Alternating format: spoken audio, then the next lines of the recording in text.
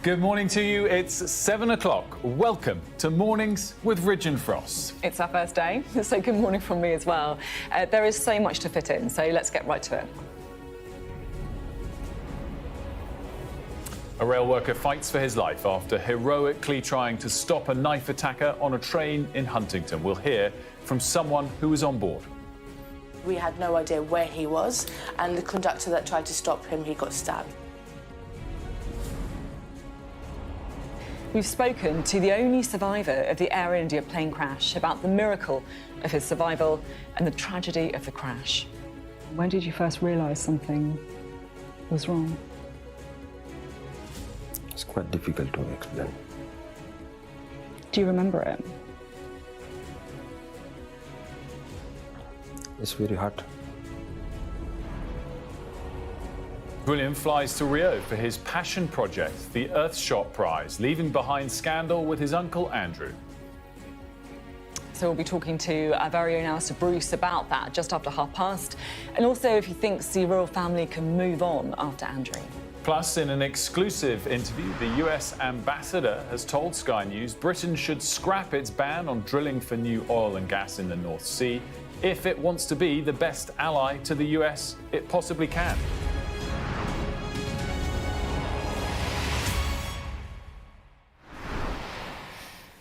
Hello and welcome to the very first Mornings with Ridge and Frost. So it is 7 a.m, it is Monday the 3rd of November, and we've got lots of news to bring you, starting with the horrific attack on a train near Huntingdon. We've also got some big interviews with the US ambassador and the sole survivor of the Air India plane crash. But before we get to that, we just wanted to take a beat and say a proper hello and welcome to Mornings with Ridge and Frost. And above all, to say thanks for you tuning your TV to us this morning and making your choice to start the day here. So look, it's a privilege to have you with us, and we don't and we won't take that presence for granted. So we're going to try and give you the news that you need to stay informed, the big stories you want to know about, the big interviews as well. But we're also going to be talking about issues too, so things that affect your life, things you care about, if that's sport or culture or, debates you have down the pub or on the phone to your mum. And we're going to shake off the formality of news a little bit. We're planning to have some fun along the way, and we hope to include you on that. And we want to have direct conversations with our viewers. So do please get in touch if there's something you'd like us to try, something to cover. Just email us, mornings@sky.uk. Yeah, that's the idea. We definitely want to have that relationship with you as much as we can. Thank you for starting the day with us. Let's crack on. Let's get started.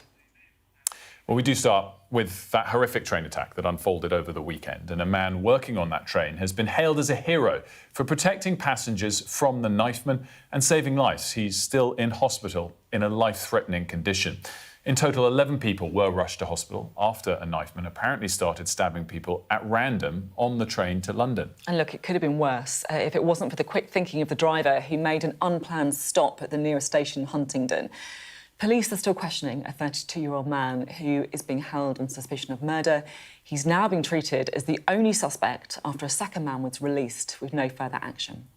5 rows ahead of me, a guy in a white T-shirt just jumps out of his seat out of nowhere and starts flew. And I was thinking, what's happened? There was me thinking maybe something happened to him. And then people started shouting from our coach, "Oh, he's got a knife." Me and my friend found out that there was a knife involved and there was stabbing. We ran in that direction, so where the kitchen was. I remember that very well. And but on the way there, we saw people covered in blood as well.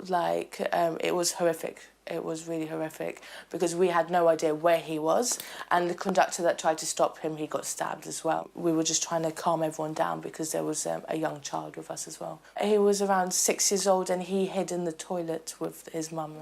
When it's panic and chaos, you have no idea what's happening. And then we got told that he's coming in our direction again. After going the opposite direction, he came back to us. But thank God no one that we knew got hurt. I saw him running, they took the knife, I'm guessing, and he got tasered and he fell right on the spot next to the red bins. Well, we can talk now to Martin Brunt, who's at the scene in Huntingdon for us this morning. Martin, absolutely appalling situation. You can't imagine anything more terrifying than being stuck on a train with something like that happening. What's the latest we know about the investigation? Well, amid the horror, there are true stories of heroics, not least that unnamed train worker who, according to witnesses, stood between the attacker, confronted the attacker, and is credited with saving lives. British Transport Police have said overnight that they've reviewed the CCTV and it's clear that his actions were nothing short of heroic, and undoubtedly he saved lives. Now, he is still critically ill in hospital. There are 6 people still in hospital, but he is so far the most seriously injured and in a life-threatening position still. Another hero, the train driver, who instead of stopping immediately, the alarm was raised in the middle of nowhere, which would have made it difficult for police and emergency workers to reach the train. He managed, by talking to signallers and LNER control, to divert the train here on an unscheduled stop to Huntingdon Station, where it was much easier for the police and emergency workers to get on board. You can hear that the train system is still working, although the train involved is still in the platform today. As for the police investigation, well, one suspect still in custody, a 32-year-old man from Peterborough. He got on the train at the last scheduled stop, and it was soon after that that the knife attack began. Police haven't updated us since last night, but it's still being considered not a terror attack. That man being questioned, lots of witnesses and those 11 victims still to be spoken to, so police can start to get a clearer idea of what it was all about. But at the moment, police adamant that it's not a terror attack, and we're hoping to get some kind of update from them later this morning. On that point, Martin, about the suspect, do just elaborate for us why we know some of the details that we do know. Of course, in fairly high-profile nature, yesterday it was confirmed or announced that he was British-born, that he was black. Why are we learning about even his ethnicity in the first place? It dates back to an update in police guidance in August this summer. Yes, I mean, it's now become the norm for police to give those kind of details to try to head off social media, particularly social media speculation about who might have been involved, and we saw it again yesterday, didn't we? Or on the night of the attack, lots of speculation that the perpetrators, the stabbers, were illegal immigrants, and of course that fueled a lot of speculation and anger. And politics, and police were desperate to try and head that off, so making it very clear that the 2 people who were arrested initially, one of course has been released with no charge, were British men. Martin, thanks so much as always. We're going to be back to Out with Martin live throughout the morning. Of course, any further updates that come from the police, we'll have them. It's interesting, the police are under a lot of pressure, and this new guidance came out in August, so they have to follow that. But yesterday I was sort of thinking, why do we need to know that particular detail? I think the fact that he's a British citizen is relevant. It kind of puts to bed the idea, which could have perhaps led to the most pronounced uprisings and anger on the streets if the person was here illegally. I'm not sure where the ethnicity is necessary. I don't blame the police. They're following the new guidance, and these things evolve over time. But it'd be interesting to see where the final guidance on this ends up. It's only temporary guidance at the moment. Yeah, it's quite a big change, actually, and it's all about the kind of disinformation that people have seen online after things like Southport. I mean, I guess there is an argument that just being transparent is where we should be, right? Mm-hmm. And if it's felt that there's any sort of with information being withheld, then that's where we get into trouble. The thing that really gets me, I should say as well, about this story is, you know, it's the tragedy, obviously, and the fear that people have on the train, but it's also these stories of heroism, right? You know, the guy, this train guard, the train worker, who put himself in harm's way, He has suffered like that. Sorry, we're looking now at the train driver, but the person that I'm sorry, who also I should say was actually a hero for other reasons. The train driver diverted to Huntingdon. He made that decision. But also the thing that I found quite moving about him is he said that people should be talking about me. People should be talking about my colleague who's in hospital with these life-threatening conditions because he tried to save people. Couldn't agree more. And I think, you know, on the point of the driver, the very clever move, because you would feel so isolated, wouldn't you, on a train that's moving.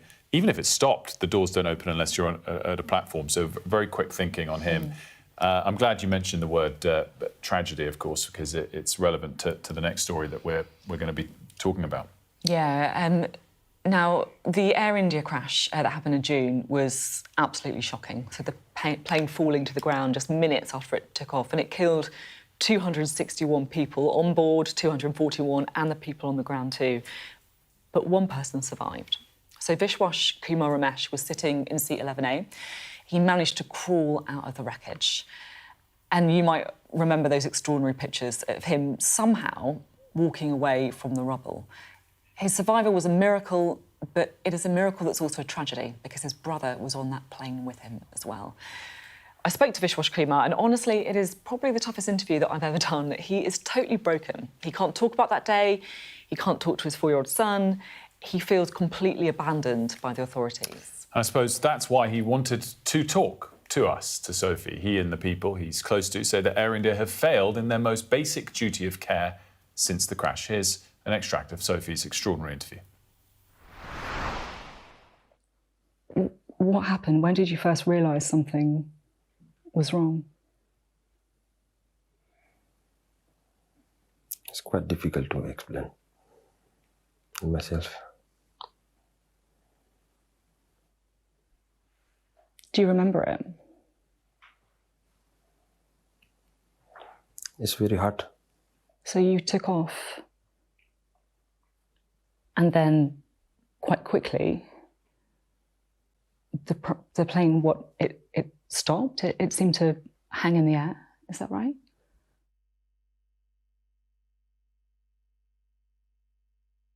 How is your life now? Do you feel angry towards Air India?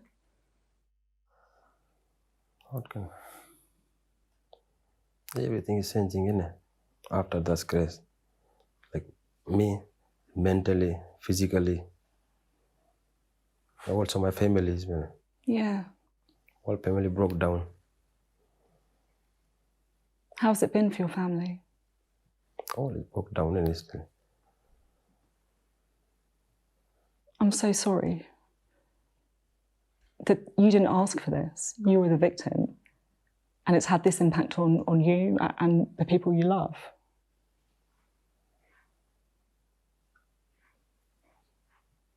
It's very difficult. Do you feel physical pain? Yes. What pain do you feel? You know, my knee, shoulder, and back, and some burning in right left arm. But still pain in my body. And is it hard to go upstairs, to move around? Yeah. Do you leave the house? Do you go out? Do you do things? Just sit on my bed and all day. Do you watch TV? Is that what you do? Or? I don't like anything watching. I just think about my brother and just... Your brother who died? He's my younger brother. What was he like? He's for me, he's everything for me. He's giving me backbone. He give me all the time, he support me. I'm not believe that is not more. You know, Sophy, when you went off to record this last week, I kind of thought he might be in upbeat, dare I say, even celebratory mood, because what a miraculous survival story it is, but that's not the mood. It couldn't be further from it. I was actually quite shocked, genuinely, speaking to him and seeing the state that he's in. Obviously, I was kind of bracing myself to find someone who's deeply traumatised, but I've never, genuinely, I don't think I've ever interviewed anyone in that state of trauma. And what I could see it on your face as well. It was unbelievable. But I think the thing that I kind of want to get across as well is that the reason he wanted to talk to us is because he feels so abandoned. His family is not coping, clearly. You know, they need help from mental health, from his physical conditions as well. So that is why they're speaking to us, to get that message to Air India. I should say we have now heard from Air India since that interview, actually. They've said in a statement, we're deeply conscious of our responsibility to provide Mr Ramesh with support through what must have been an unimaginable period.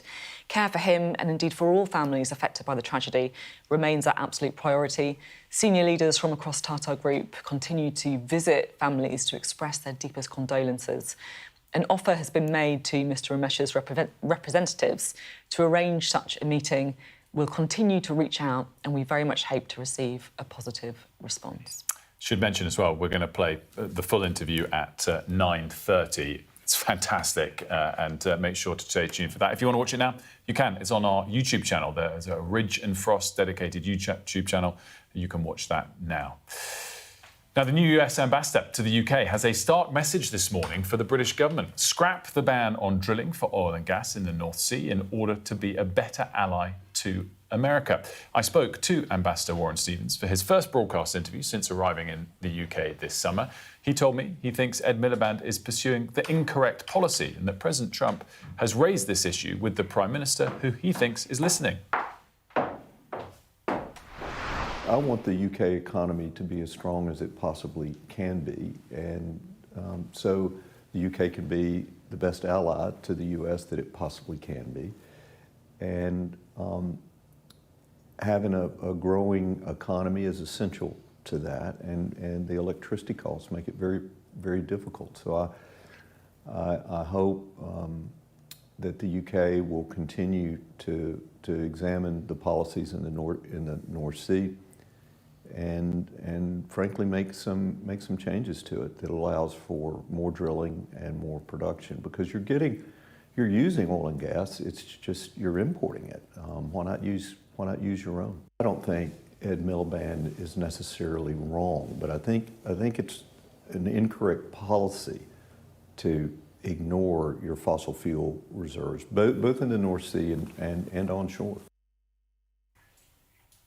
I mean, he kind of says on the surface he's not criticising Ed Miliband, but oh my goodness me, he is saying that he's pursuing the wrong policy. I mean, this guy's supposed to be a diplomat. I know, it was sort of Trumpian diplomacy, wasn't it, to say that Ed Miliband's not wrong himself, but the policy needs to change and is incorrect were his words. Very clear message, and of course, we recorded that in Aberdeen late last week, the oil and gas capital of the UK.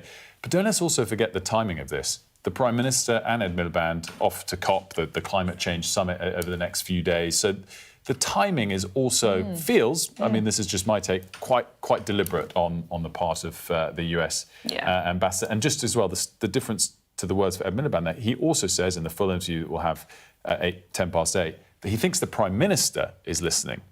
So interesting nuance on his comments. Yeah, really interesting. And I should say, you know, that guys like this don't normally do interventions like this. It's quite a moment. We will be, as Wilf said, we'll be running the full interview at 8:15, or you can watch now on our app. It's on YouTube as well the Sky News YouTube channel. Now, we're about to do a government interview, and we're going to be talking to the Transport Secretary today, who is exactly who we want to be hearing from. Because today, all of us are going to be feeling that little bit less safe getting on public transport. So the horrific news from that train from Doncaster to London, where passengers were seemingly stabbed at random.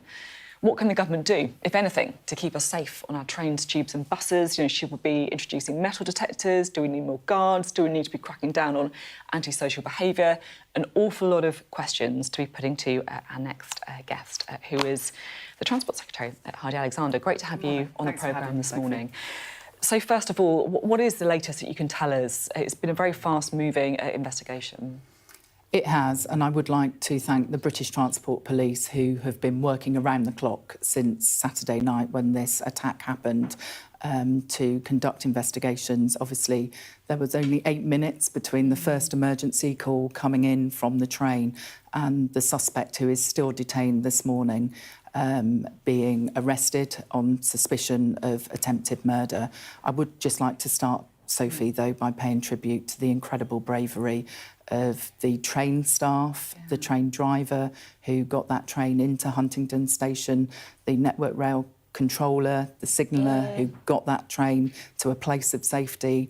But most of all, I would like to say thank you to the emergency services and the one individual who is still critically ill in hospital, who is stable, I'm pleased to say. But he went into work that morning to work on that train service to serve passengers, and he put himself in harm's way. He went in to do his job and he left work a hero, and there are people who are alive today because of his actions and his bravery. And so I'd like to send my thanks and my best wishes to him and his family at the moment whilst he is still in hospital. As I said, the BTP are still conducting their investigations. It's a live investigation, so I am restricted in exactly what I can say, but I can tell your viewers that no stone will be left unturned in finding out what has gone on here. I think we can all totally agree with what you said there, in particular to that brave man who saved lives, as you said. Indeed. And he's, paid a personal price for that. It's really good news to hear that he's stable, at least in hospital. I guess my next question is, a lot of people are going to be waking up today, getting on trains, getting on buses, feeling a bit less safe than they did last week. What can the government do to make people safer on public transport? So one of the things that we're doing immediately is we are increasing the visible patrols that people will see at stations, because I do recognise that people need reassurance after the events of Saturday night. How long? That will be for the next few days. So some of the British Transport Police officers who are on duty will be deployed into stations. With respect, increasing the number of visible, guards and police on trains for a couple of days, that's not going to make people safer on public transport, is it, in the long term? Yeah. Or even in the short term? Public transport generally is a low-crime environment, and this incident was absolutely horrific on Saturday night, and I don't want to take away from that in any way. But generally, our trains are some of the most safest forms of public transport anywhere in the world. For every 1 million passenger journeys that are made, there are 27 crimes, so 27 for every million passenger journeys. Now, for me, one crime is one crime too many. So we will, after this, review all of our security measures, because that is the right thing to do. I remember after the London Bridge terrorist attacks, for example, there was a big call for more hostile vehicle mitigation, big concrete bollards on the roads of London. Are you thinking about like scanners, like airport-style scanners? Is that something that might be looked at in the review? So I don't think airport-style scanners would be the way to go. I understand why you asked the question, and I understand why some of your viewers might be wondering about that. We have thousands of railway stations across the UK, and those stations have multiple entrances, multiple platforms. So what we can't do is make life impossible for everyone, but we do need to take sensible and proportionate steps to make the public transport network safe. I just want to pick up on the fact you said that public transport is a low-crime environment, right? Because there'll be a lot of people listening to that who, frankly, won't believe it, and that they've seen what they would see as an increase in criminal behaviour or antisocial behaviour on our public transport. I'm thinking about fare dodging, right? You see people jumping the barriers all the time.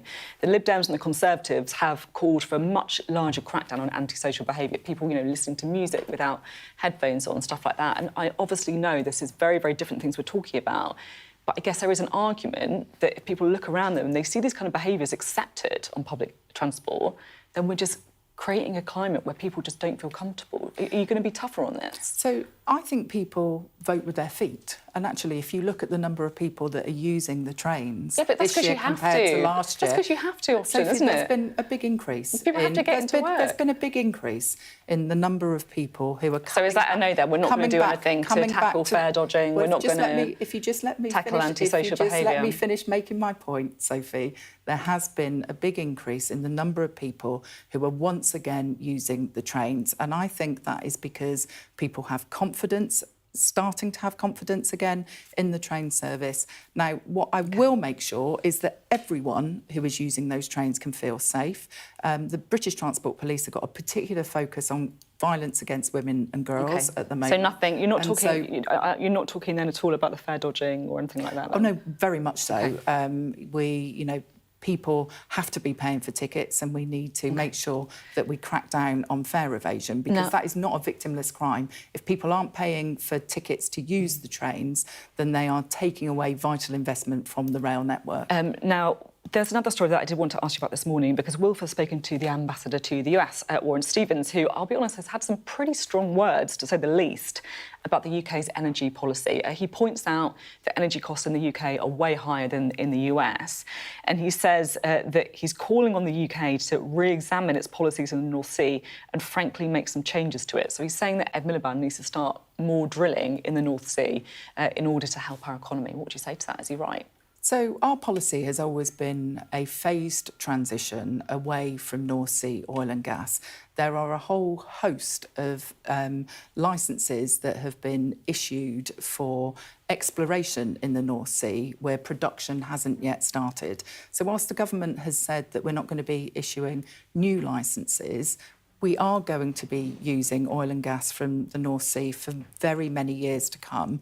The wider point I would make, though, is the only way we can reduce our dependence on international gas prices, and we've seen the problem that has come about as a result of our dependence on the international gas of the international price of gas, with everything that the war in Ukraine and Russia has done. We've got to invest in renewables, because that is the way that we make ourselves independent when it comes to energy generation. If you look at Warren Stevens, it's also the way that is ultimately going to bring bills down. Well, Warren Stevens disagrees. He says that costs are high because you're not issuing enough new licences. He says having a growing economy is essential, and in the UK, the electricity costs make it very, very difficult. Is he wrong? Is that what you're saying? There are licences that exist for exploring oil and gas in the North Sea where production hasn't yet started. This is going to be part of a phased transition. We're not turning off the taps on North Sea oil and gas, but we do have to get that investment into renewables, to new solar, to new onshore wind, to new offshore wind. Our policy has actually seen huge investment into renewables in the last 18 months. These are the jobs of the future, and this is the way that we are going to get energy independence, which, given everything that has happened in Ukraine and Russia in recent years, I think that's what the British public want, and they want to see their bills coming down, and that is ultimately what that investment in renewable and new nuclear as well. We've obviously made that commitment to Sizewell C. The combination of renewables investment and new nuclear, new small modular reactors, that is going to give us the energy security that the British people want. Thank you very much. It's great to have you on our first programme as well, though I'm sorry about the circumstances, obviously, with that tragedy that we saw in Huntingdon. Thank you. Lots to get to as well, still to come. By the way, in the next hour, we'll have the full interview with the ambassador, and we'll also have Ed Conway's analysis of the energy picture here in the UK relative to the US and the rest of the world. We're going to take a quick break. When we come back, we're going to be discussing whether Britain's transport is more dangerous or not in light of that violent attack in Huntingdon.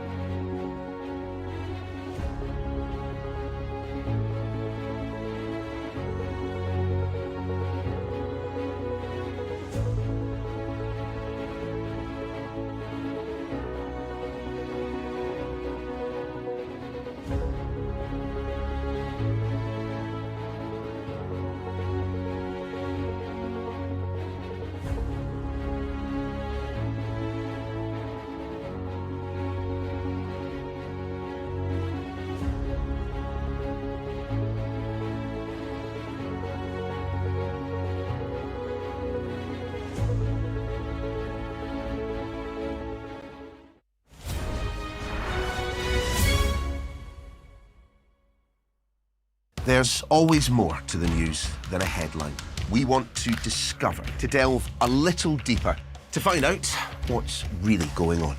Explanation, analysis, the people at the heart of every story. I'm Neil Patterson, and this is the Sky News Daily Podcast. So, by the end, we'll hopefully all understand what's going on in the world just that little better. Available wherever you get your podcasts. I'm Stephen Murphy, and I'm Sky's Ireland correspondent based here in Dublin. The waters of Ireland and Britain should be home to great white sharks. If there are great white sharks in this area, there's no reason they wouldn't come here to feed. It's basically a buffet on a beach. This could be not only a record-breaking storm, but potentially the most dangerous storm ever to hit Ireland.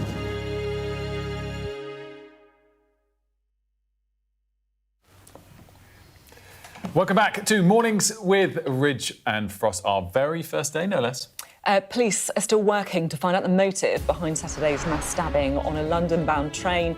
The Transport Secretary has told this programme a rail worker who was left fighting for his life after trying to stop the attacker is now in a stable condition. Sky News has spoken to the sole survivor of the Air India crash. The plane went down just over 30 seconds after takeoff, killing 240 people on board. Sitting in seat 11A, Vishwash Kumar Ramesh miraculously survived. The US ambassador to the UK has told Wilf that Britain should scrap its ban on drilling for new oil and gas in the North Sea if it wants to be the best ally to the US it can possibly be. Now, police say there's nothing to suggest the attack on the Doncaster to London train was in fact terror-related. We still don't know what drove the attacker to start indiscriminately stabbing strangers on the train, but that's probably what makes it more terrifying. Yeah, well, look, with this incident and the others that we see cropping up in our news feeds or on videos on X and social media, it's easy to feel that Britain's becoming a more dangerous place. But is it true? Let's try and find out, shall we? David Wilson is a former prison governor and criminologist. I'm really interested to hear your take on this, because look, we look at stories like this, which are appalling. We look at stories like the dog walker who was stabbed, some of the other really high-profile incidents that we've seen recently, and it feels that we are in an increasingly dangerous country. Is it true, though? What do the stats say? The stats say we're not in an increasingly more dangerous country. In fact, they give the opposite message. We have had homicide rate figures released very recently, both in England and Wales, separate criminal justice system in Scotland and also in Scotland. Scotland, if I start there first, their homicide rate is the lowest since 1971. 45 people were murdered in suspicious circumstances in Scotland in the last 12 months. The figures are slightly higher in England. In other words, the decrease hasn't been as great, but nonetheless, the figures in England and Wales are also decreasing. And more generally in England and Wales, whether we're looking at recorded crime or the measures undertaken by the Crime Survey of England and Wales, crime overall has dropped by some 90% in most categories since in the last 30 years. But what we're really talking about here is the perception gap, because even though I've just provided you with those figures, there's a perception gap by the members of the public who don't think those rates are going down. In fact, they probably think those rates are increasing. Are trains, for the most part, safe places to be? Totally. And I understand why everybody will be wanting to consider technological measures, new airport-style security measures which might be introduced into train stations. I get that. I totally understand that. And it's certainly right that we talk about those things. And indeed, if we think about it, we never used to have metal detectors in our schools, but we put metal detectors in our schools because so often these crimes of violence are through stabbing and are committed by young people. So we put metal detectors in our schools. And of course, we have to have that public debate about whether that would be appropriate in train stations as well. I was just going to ask about the crime stats as well, because you do hear often that people feel, less safe, particularly in some of our cities as well. And I just wonder if it's because certain types of crime are going up more or just proportionately. The ones that I've kind of seen are, for example, theft against a person. So people, getting their phones nicked, getting mugged, feeling like, the police aren't taking these things seriously. I mean, fare dodging, I guess, is another one that you see all the time. Do you think it is partly because, it is this kind of quite visible crimes that perhaps are getting worse? Yes, and of course, if you live in particular areas, and those areas tend to have particular problems, or if you've been the victim of crime, you're going to ignore the statistics I've just given to you because that's not your experience. I think there are other reasons, Sophie. The other reasons would include, the old news adage, if it bleeds, it leads. There's a sense in which stories about crime are ones which populate the legacy media and also increasingly social media. I happen to be on TikTok. I wish I'd never started, but I am on TikTok. And people on TikTok are constantly talking about their experiences of crime, which creates a perception. And that's where we started, this perception gap between what's actually happening overall in relation to violent crime in particular in this country and what people feel about violent crime in this country. Professor Wilson, we thank you for that important take on this and looking at the data. Thanks so much for joining us. By the way, on that security point, it's interesting because we've got the Ryanair CEO coming up for us later, Michael O'Leary. It'd be interesting to just quickly get his take on whether trains and stations would benefit from airport-style security. Yeah. But interesting what Wilson had to say there. That's very true. Now, Prince William is flying to Brazil for the 5th annual Earthshot Prize. It's one of William's passion projects that hands £1 million to 5 winners for their contributions, to environmental... It's sometimes hard, isn't it? There's actually two quite hard words there. And environmentalism to follow it. That's a lot. Guys, that's a lot. I'll be honest, it's very early. I'm still getting used to it myself as well. I don't know how you do it every day. Luckily, I won't have to do that, right? Yeah. Anyway, sorry, we're getting distracted here. William is going to be wanting to escape the weeks of royal scandal around his uncle Andrew Mountbatten Windsor. Still got to get used to that name as well, not calling him Prince Andrew. And President Trump was asked about this on Air Force One. I feel very badly. I mean, it's a terrible thing that's happened to the family. That's been a tragic situation.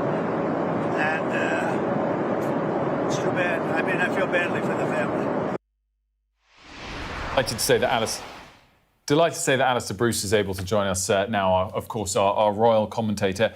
Alistair, good morning to you. All weekend, I've been dying to get in touch with you to ask you this question. And what happened overnight and what might happen this week for Prince William in Brazil, I think is a great indicator of it. Has the King actually drawn a line under this?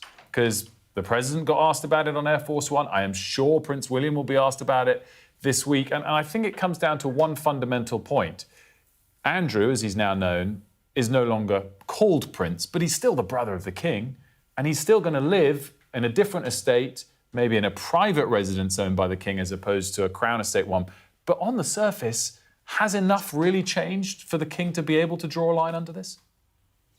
Well, the issue of Epstein and all the allegations that have been made are horrific, and I think they're going to dominate our interests because they represent so much about what has been wrong in society. And of course, with the touching on Andrew Mountbatten Windsor, it comes very close to the King.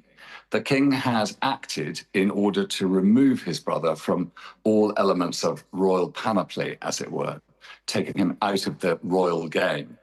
But of course, he remains the brother. And I think, for the Prince of Wales going off to the Earthshot Prize in the lee of what happened last week, we don't know. The public are, in a way, sovereign because Parliament is sovereign. And the royal family, led by the King, always needs to adapt in order to maintain the support of the nation. I think the King has acted very effectively. And I think because the British public appear to still be happy to have a constitutional monarchist head of state as part of the settlement of the United Kingdom. And that, in the end, is what is important. And cutting a branch is what the King has done, and I hope that that will help for the moment to enable everyone who's dealing with the issues of the world, not least the Epstein allegations, which Andrew Mountbatten Windsor strenuously denies, can get on with doing that.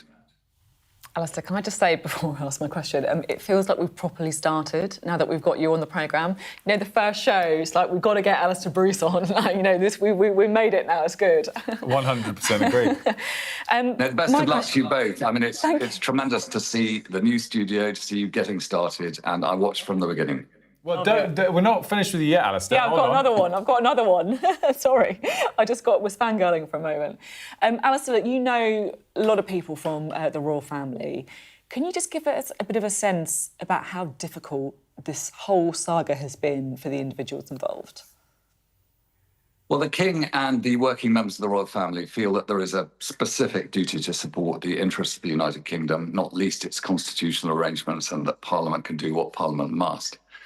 And they are supposed to be there to provide an element of focus that should always present the highest standards. And so I think that has been a real problem for the family, that this allegation sits against Andrew Mountbatten Windsor. So it can't have been easy. And within a family, sometimes all families have people who don't necessarily toe the line or have demonstrated at all times the very best standards. So I think that they're dealing with that. But at the same time, the King this week and the Prince of Wales this week and other members of the working royal family will be doing their best to promote and uphold what matters about the constitutional settlement that they are a part of.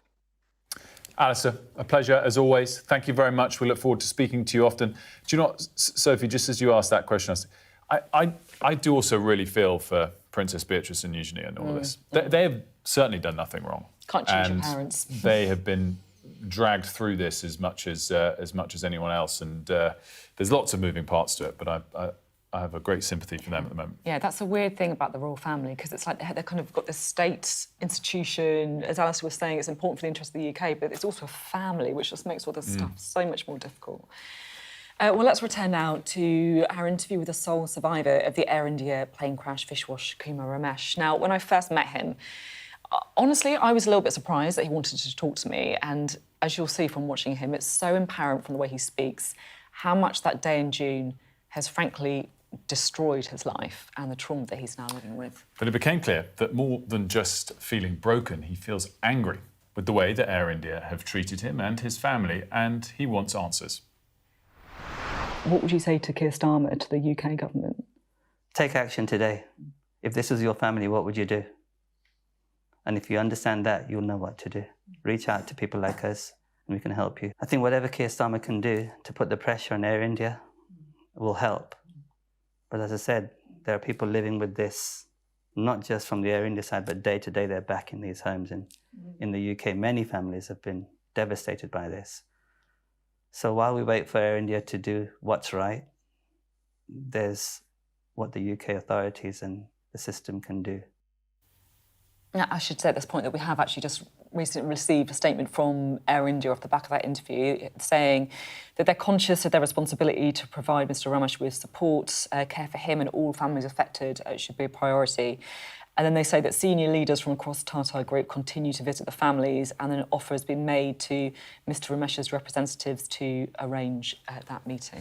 The thing, I mean, it's interesting to get the Air India take there, obviously. Usually in something like this, you'd think about what's the payment to those that have lost their lives and the families. And it's really quite interesting that we're dwelling on whether enough support has been given to the sole survivor yet. Yeah. And just remind our viewers for this, because there's been an interim payment.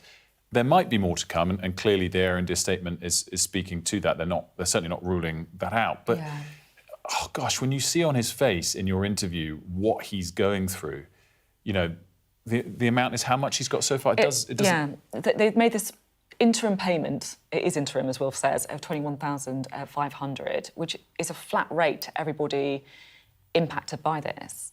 And, you know, I genuinely have never interviewed anyone who was still so clearly in the depths of that trauma. Like, he's totally blocked out what happened on the day. Mm-hmm. His wife is effectively his carer. You know, she helps him go up the stairs, she helps him have a shower. He can't talk to anybody, he can't talk to his 4-year-old son. part of the tragedy is that he and his brother, who died in the plane crash, obviously, with that devastating impact on the family, they were kind of running, the family, business that was linked with India. It's had a catastrophic impact on that family. Just one other point on this. Obviously this was a flight from India to Gatwick. Was meant to be to London Gatwick, and he's a British citizen as well. Did he have views towards the government? Has he been trying to engage with them here? Yeah. So. What some of his, that you saw there, Sanjeev speaking, who's been incredible to the community, helping a lot of the survivors the one survivor of the crash, but also a lot of the families of people who lost their lives. He was saying that, look, Air India is who we're trying to really talk to here, but yeah, the government needs to do more, because these are people who don't know how to work the system. That they're on their own, they feel abandoned, they need to try and access help that might be out there, but they just don't know how to do it. Well, it's a fantastic interview. We're going to have more of it to come. 9:30 we'll have the full interview. It's already on the Ridge and Frost YouTube channel if you want to watch it now. But don't leave us, because lots more still to come here on the show. After the break, we're going to be talking about a wonderful story. India wins the Women's Cricket World Cup for the first time. Record ratings in terms of viewers in the stadium and at home. We'll have some of the key moments from that, and some Premier League action as well. That's up next in this.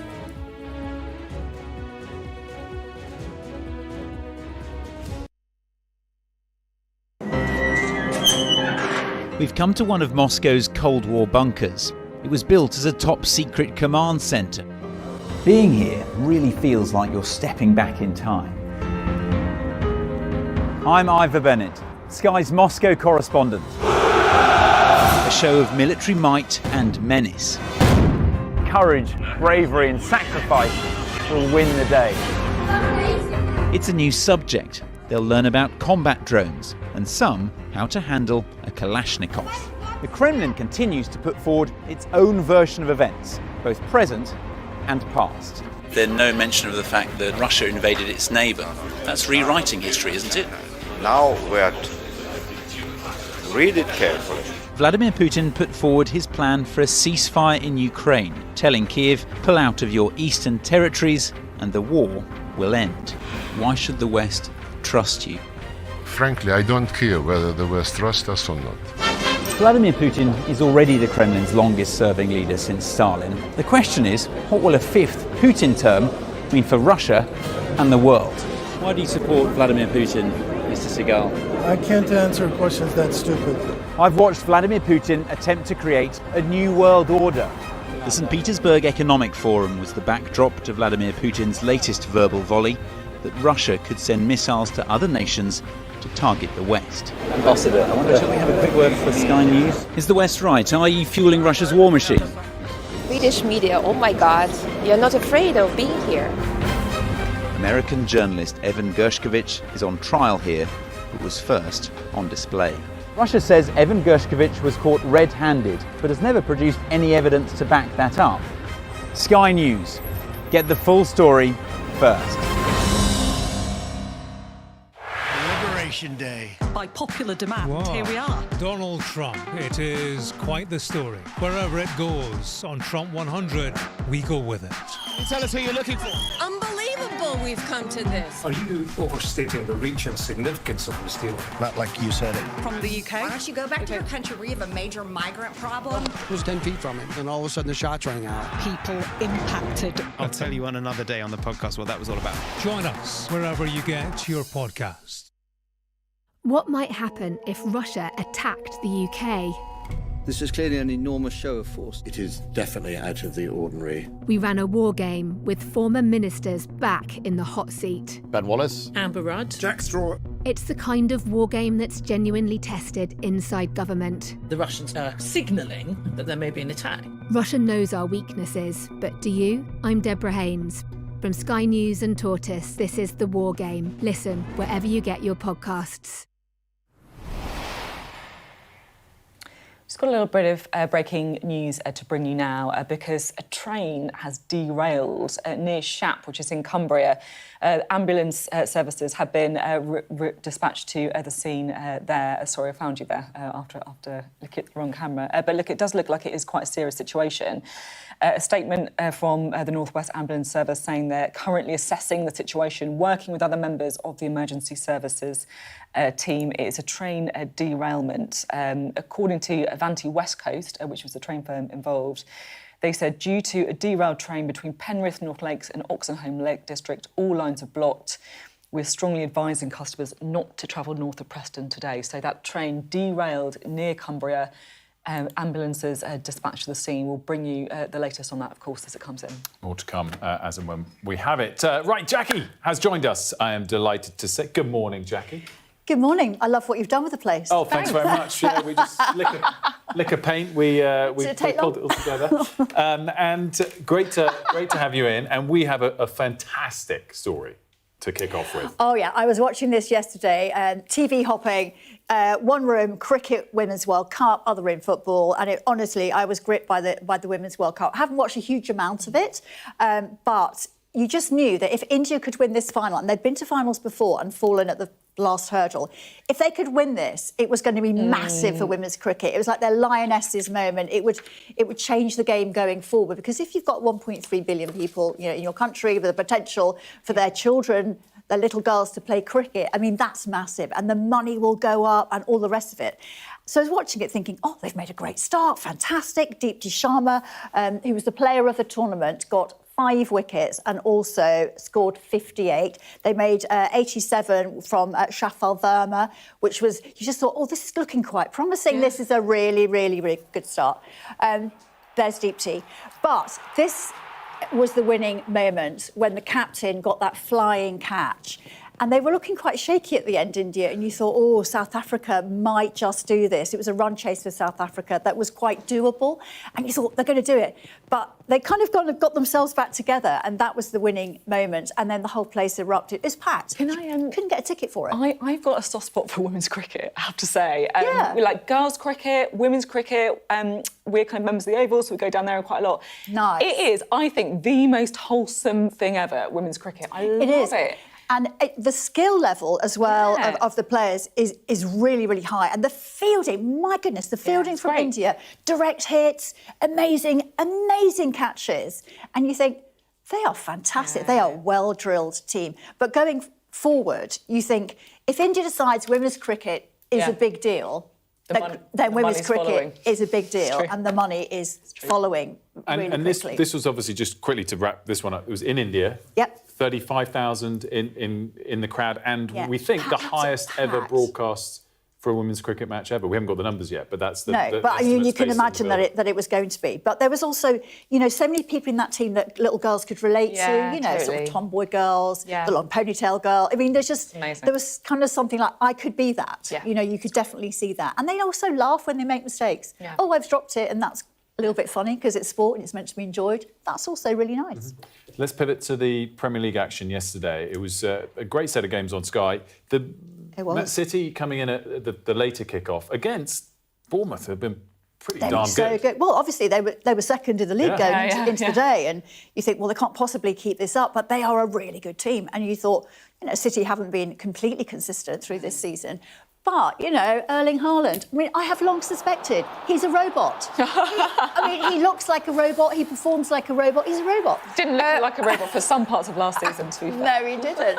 But it was back, and it was just amazing, that goal, because he's running, he's really fast, he's really powerful, and he's so balanced. If you said to me he did gymnastics as a child, I would go, I get that. Yeah. He is so balanced. And he did a robot celebration at the end, because I think everyone said, well, you're not real. 26 goals, and you're only 10 Premier League games in all competitions, 26 goals. He's going to hit 100. And only Pele and Messi do that kind of thing. You know what's really annoying as well?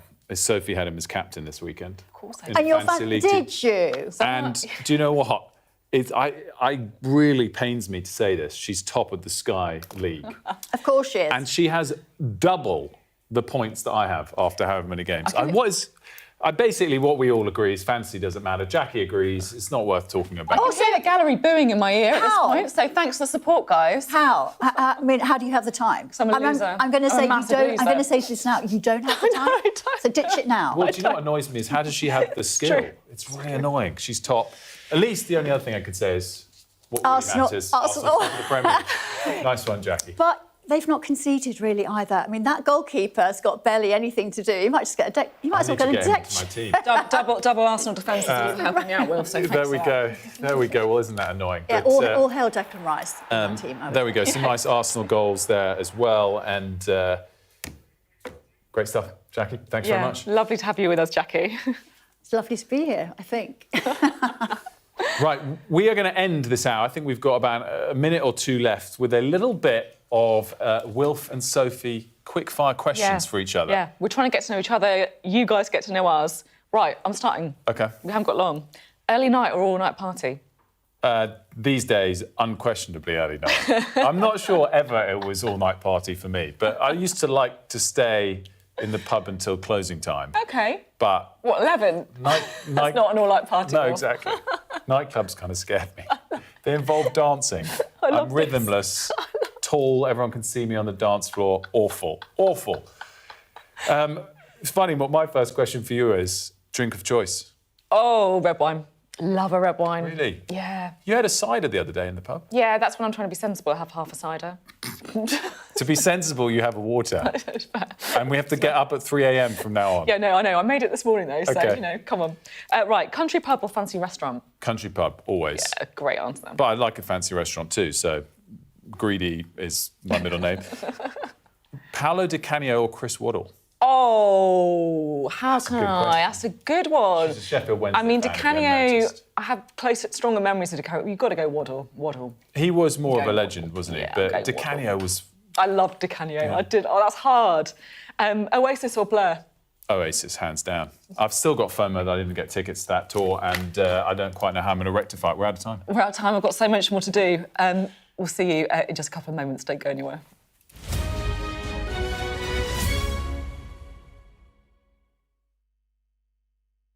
I saw police being forceful, pushing young men and women to the ground as they made almost 100 arrests. Will the cold affect your voters? Well, we have a lot of tremendous support. What country are you From the UK. Okay, we don't give a crap about your opinion and your reporting. Why don't you go back to your country where you have a major migrant problem? I'm Martha Kellner and I'm Sky's US correspondent based here in Los Angeles.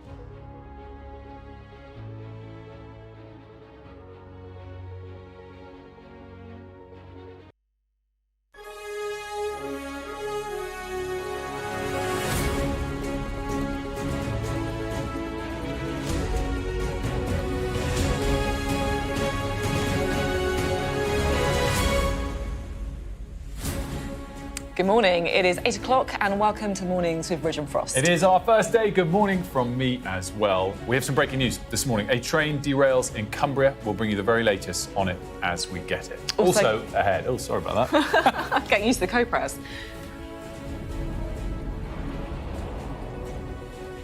A rail worker is now in a stable condition after being stabbed trying to stop a knife attacker on a train in Huntingdon.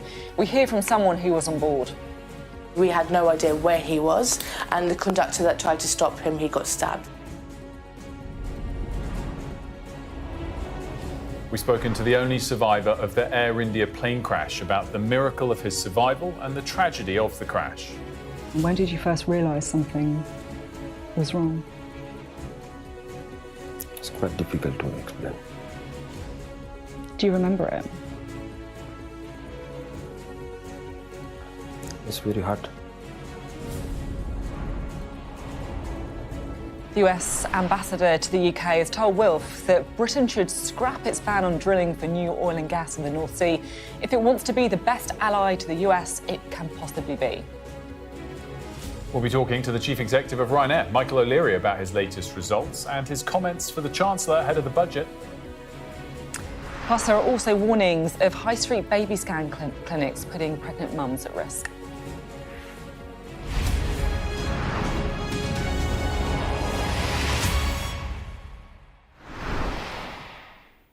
Good morning to you. Our top story this morning, crossing in the last few moments, has been the train derailment in Cumbria. This has come across moments ago. If in the last hour, a train derailment near Cumbria. So we have had a couple of statements through on this. Firstly, from the North West Ambulance Service. They've said that emergency services were called. They've gone to the scene. It's near Shap, as Wilf says, in Cumbria.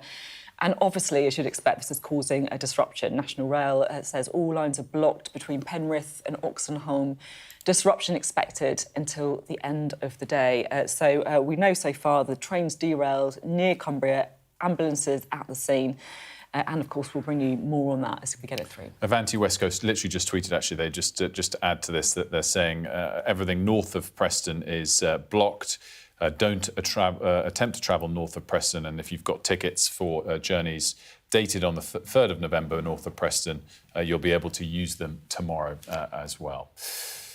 Now, back to the other train-related story that we plan to start with, which is that a rail worker has been hailed a hero for protecting passengers from the knifeman and saving lives on that story over the weekend. He's in hospital, and we're told by the Transport Secretary now in a stable condition. Comes as 11 people initially were rushed to hospital after a knifeman apparently started stabbing people at random on the train to London. This, of course, that train from Doncaster over Saturday night. Yeah, so good news that at least that man is now in a stable condition. I should say it could have been worse as well if it wasn't for the quick thinking of the driver who made an unplanned stop at Huntingdon. Police are still questioning a 32-year-old man who's being held on suspicion of murder. He's now been treated as the only suspect. It's after a second man was released with no further action. Now, we can hear from a survivor of the attack. This is Amira Ostalski. She saw the whole thing unfold. 5 rows ahead of me, a guy in a white T-shirt just jumps out of his seat out of nowhere and starts flew. And I was thinking, what's happened? There was me thinking maybe something happened to him. And then people started shouting from our coach, "Oh, he's got a knife." Me and my friend found out that there was a knife involved and there was stabbing. We ran in that direction. So where the kitchen was, I remember that very well.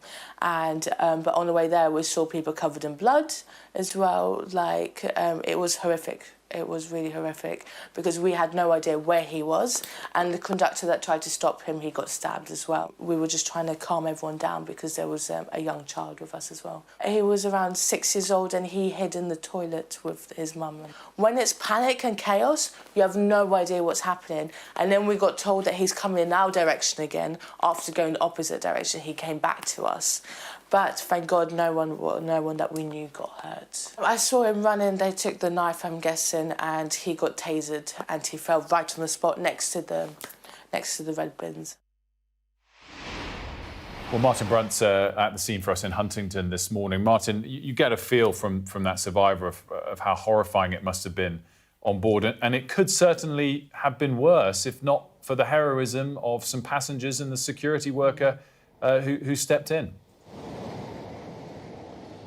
Tales of true heroics amid all that horror, and not least that trained staff member, described somewhere as a steward who put himself between passengers and the knife man, and according to British Transport Police, who've showered praise on him overnight, undoubtedly saved lives. And of course the actions of Andrew Johnson, the train driver, in not deciding not to stop in the middle of nowhere when that attack happened shortly after the train left Peterborough, but deciding and liaising with colleague signallers and LNER HQ on the radio that the train should carry on to the station, and it must have been travelling for another 8 or 9 minutes, I think, before it pulled in on that unplanned stop to Huntingdon Station, which of course made it much easier for the armed police and other emergency workers, emergency services, to get on board and deal very quickly with the knife man, but also to deal with those casualties who were tumbling out onto the platform. So a lot of heroic stories being told today. As far as the police investigation is concerned, that suspect, a 32-year-old British man who'd got on the train at Peterborough, we're told, before the stabbing happened, he's still in custody, and police will have up to 4 days from the moment of his arrest on Saturday night. They'll have up to 4 days, if they need it, to keep questioning him, at which point they'll have to decide whether to charge him or release him. They've made it clear that there are no other suspects. The other man who was arrested, police said, was arrested in good faith, having been pointed out by passengers on the train, but they're now satisfied that he was completely innocent. He'll have an interesting story to tell if we can catch up with him. As you can see, trains are running again today. The train itself is still in the platform. There's no sign this morning of a continuing forensic operation going on. And we are told that this station should be back to normal at some stage today. So at some point, I think we're going to see that train being moved off. Martin, thank you very much indeed. Martin Brandt reporting there from Huntingdon. Tamara Cohen, our political correspondent, is here with us because the government are reacting to this as well. We obviously spoke to Heidi Alexander on the programme this morning. And I guess the challenge for them is to try and make people feel safe.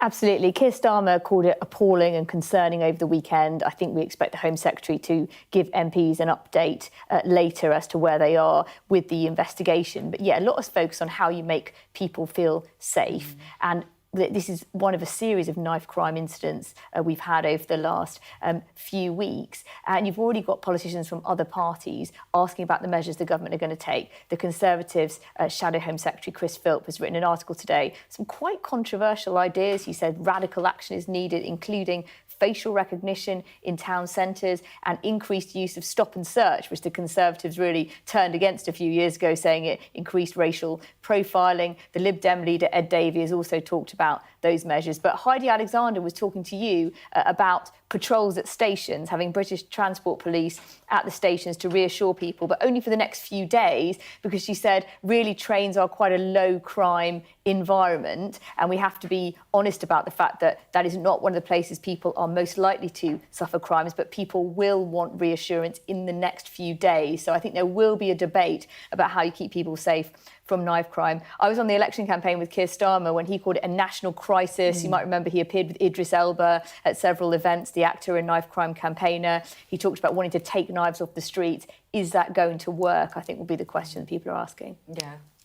Tomorrow, and we've also heard that they've declared a critical incident in terms of the Cumbria issue as well. Yes, we're just getting more news in about the Cumbria incident, which, yes, we're told is a critical incident, and we'll bring you more about that as we get it. And she also said that there's Heidi Alexander just updating that there's been no injuries, which is great to That's great very to good hear. to hear. Yeah, that is the a big train relief. worker is also stable. The heroic unnamed train worker, she confirmed. Yeah, on the Doncaster story, yeah, exactly. Well, that is good news, because whenever you hear the words train derailment, you feel the worst, don't you? But yeah, no injuries on that incident in Cumbria. Now, the Air India crash that happened in June, the plane crash, was absolutely shocking. The plane plunged to the ground just minutes after it took off, and it killed 260 people. But one person survived. Vishwash Kumar Ramesh was sitting in seat 11A. He managed to crawl out of the wreckage. Now, you might remember those extraordinary images of him somehow walking away from the rubble. It blew everyone's minds. His survival was a miracle, but it is a miracle that is also a tragedy for him, because his brother was also on the plane. Now, I spoke to Vishwash Kumar, and honestly, it is the toughest interview I've ever done. You know, he's totally broken. He can't talk about what happened that day. He can't talk to his 4-year-old son. He feels completely abandoned by the authorities. And I suppose that's why he wanted to talk to Sophy. He and the people he's close to say that Air India have failed in their most basic duty of care since the crash. Take a listen. What happened? When did you first realise something was wrong? It's quite difficult to explain myself. Do you remember it? It's very hard. So you took off, and then quite quickly, the plane, it stopped? It seemed to hang in the air. Is that right?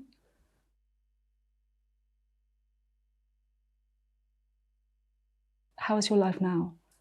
Do you feel angry towards Air India?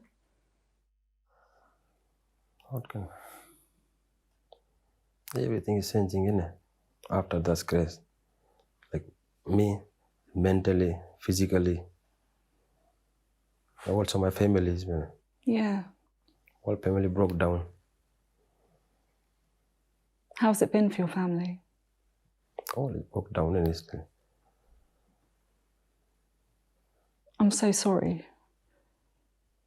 that you didn't ask for this. You were the victim, and it's had this impact on you and the people you love.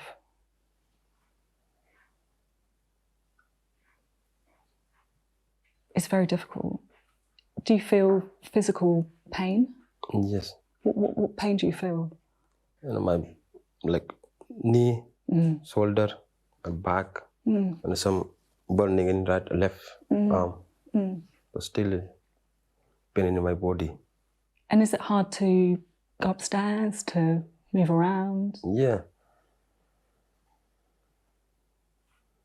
Do you leave the house? Do you go out? Do you do things? Just sit on my bed and all day. Do you watch TV? Is that what you do? Or? I don't like anything watching. I just think about my brother and just. Your brother who died? He's my younger brother. What was he like? He's for me. He's everything for me. He's giving me backbone. He give me all the time. He support me. But still, I'm not believe that is not more. It's really powerful stuff. Well, we have now had a statement back from Air India. They say, we're deeply conscious of our responsibility to provide Mr. Ramesh with support through what must have been an unimaginable period. Care for him and indeed all families affected by the tragedy remains our absolute priority. Senior leaders from across Tata Group continue to visit families to express their deepest condolences. An offer has been made to Mr. Ramesh's representatives to arrange such a meeting. We'll continue to reach out, and we very much hope to receive a positive response. You can watch the full interview on the Sky News app, the YouTube channel, Ridge and Frost YouTube channel. I'm going to play it at 9:30. Well worth tuning in for that from Sophie's interview. Now, the UK's relationship with the US has grown closer in some ways under President Trump. We've been talking a lot about his friendship with Keir Starmer. I wonder how that friendship is going after they watch Wilf's interview, though, because one area that's a bit sticky between the two countries has been energy policy, particularly the approach to renewables. Wilf, you've been stirring the pot, haven't you? Well, I haven't been. I've been asking the questions, and in the last few days I've been posing them to America's new ambassador, Warren Stevens, to the UK. It's his first broadcast interview since getting the job, and he had quite a stark message about the UK's energy policy.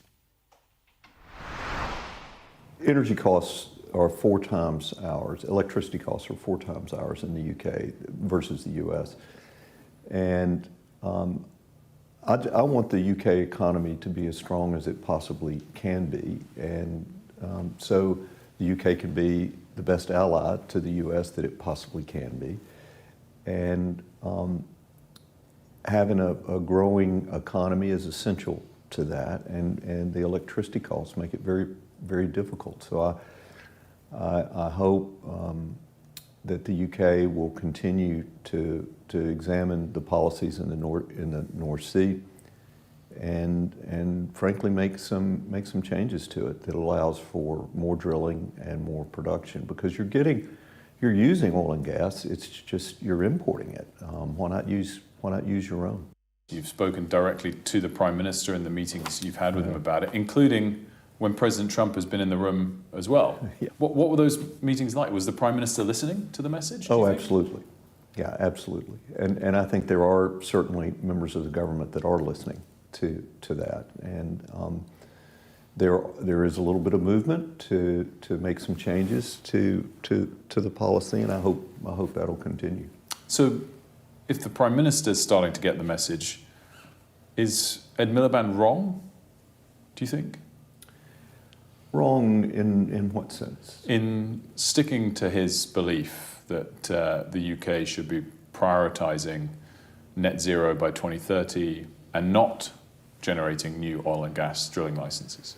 It's going to take all energy for all countries to compete in the 21st century for AI and data centers. And so I don't think Ed Miliband is necessarily wrong, but I think it's an incorrect policy to ignore your fossil fuel reserves, both in the North Sea and onshore. And if there were changes, and there's lots of policies we could point to, one of them that's been talked about in the last week is the energy price levy, the extra tax. Mm-hmm. If those went away, what scale of difference do you think that would make to American energy companies, to American capital? Would there be a flood of it into the UK, or would it be a marginal change? No, it'd be quite substantial. But it's not just U.S. companies. It's a lot of UK companies are here, and they're literally just had a meeting with a lot of them around table, and they're worried about their supply chain. They're worried about their workforce, because right now they don't have enough work for their workers. So not only are the current policies leaving a lot of oil and gas in the North Sea, they're gonna have a huge impact on employment, not only in the direct exploration companies or the oil field service companies, but then in their suppliers, where they're supplying, say, oil field service companies is 10-20% of their business, but that's going to come down substantially. I wanted to touch a couple of other topics, Ambassador, if we could, and start with China.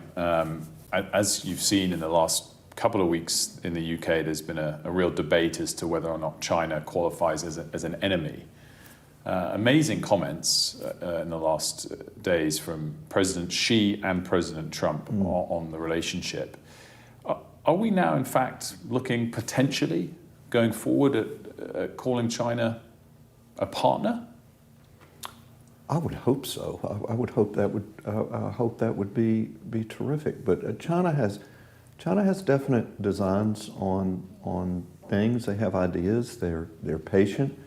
They're clever. They have a great economy. So they would like to see the U.S. and the West, I think, weakened. But yeah, I mean, there's certainly things we want to be able to do with China. And I know the UK wants to do things with China. The United States does too. And we should. But I think we always need to keep in the back of our mind that China does not have our interest at heart. They have theirs. Mm-hmm. Fair enough. But I think, while the U.S. has its interest at heart, and I have the U.S. interest at heart, we're not unmindful of the United Kingdom or our European allies or our other allies around the world. China isn't burdened with any of that. On Ukraine, I wonder, as you've spent more time here in Europe, whether it's changed your view, whether you fed that view back to President Trump to take a tougher stance on President Putin? Not my personal views. No, I've always been for taking a tough stance with Russia. And, the president has been, I would say, careful in ramping up pressure on Russia. And, but I think his patience is wearing out. And so I'm delighted to see additional sanctions on the Russian oil companies. And, one of the problems is a lot of European countries still depend on Russian gas. Mm-hmm. We're mindful of that. We understand that. But until we can really cut off their ability to sell oil and gas around the world, they're going to have money. And Putin seems intent on continuing the war. Obviously, you've been here now for a number of months. Does the UK have free speech? Well, of course it does. I mean, it's one of the bedrocks of your country and of ours too. There are some things that we see that we point out to our colleagues that, maybe you need to rethink how you're doing this or how you're viewing some of the things that we see. But, do you mean like the online safety bill, or?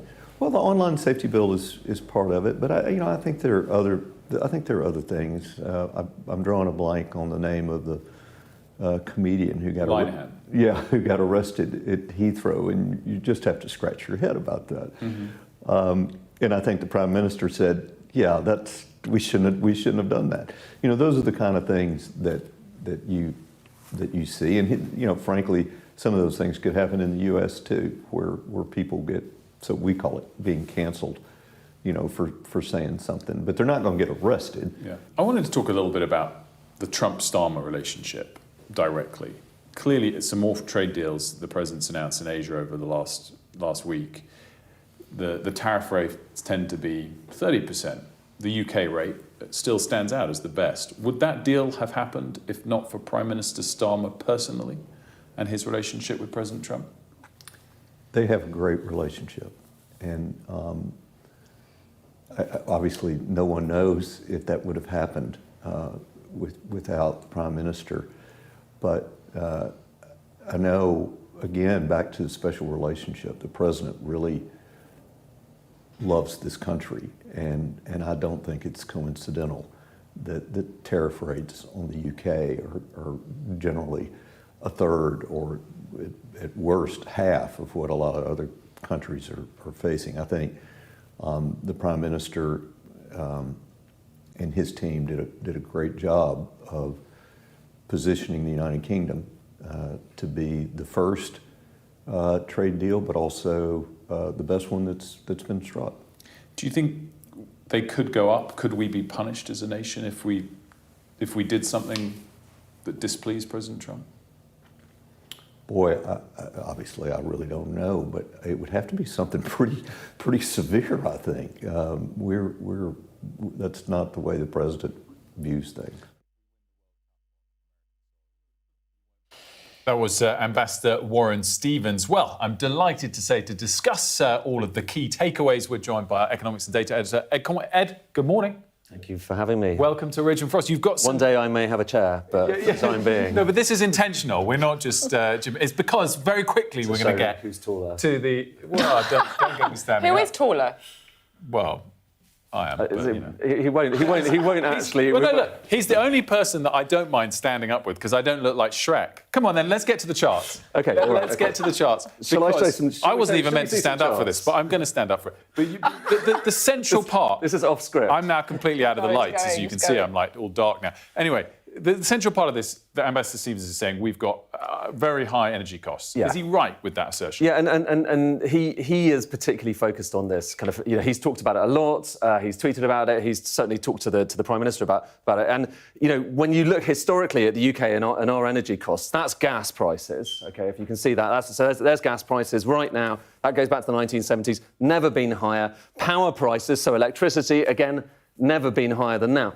But the key thing, Wilf, actually, is if you compare, so this is just the UK historically, if you compare the UK with other countries around the world, so this is showing you just comparable industrial electricity prices when you're including taxes, so you're kind of adjusting for what the government is doing to try and, make things better for potential producers. Look at the UK. So we have, and this is in the latest data, it's for 2024 actually, we have the highest prices in the developed world. And so if you are, a company thinking about where you're going to locate, you're thinking about doing stuff here, particularly industrial users, but it's kind of a similar picture for domestic users, and you're thinking, am I going to be in the UK or am I going to be somewhere else?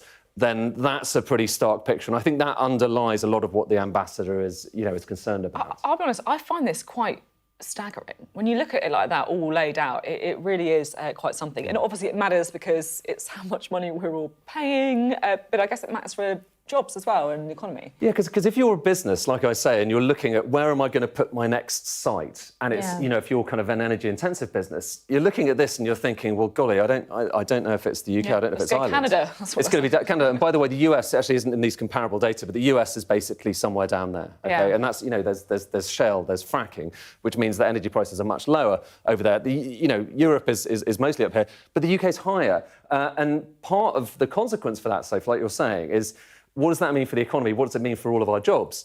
And actually, it's really striking here. If you compare, this is just showing you GDP, so just the level of income we're generating across the economy just in recent years. That's the total. It's 2.8% bigger just going back to 2022. Okay, and if you kind of break it down, different parts of the economy, it looks kind of more or less similar, manufacturing a little bit lower. But if you take an industry like chemicals, okay, so again, just the last few years, the level of this is how much income we're generating. Now look at the chemicals sector. That's down by 20% just since 2022.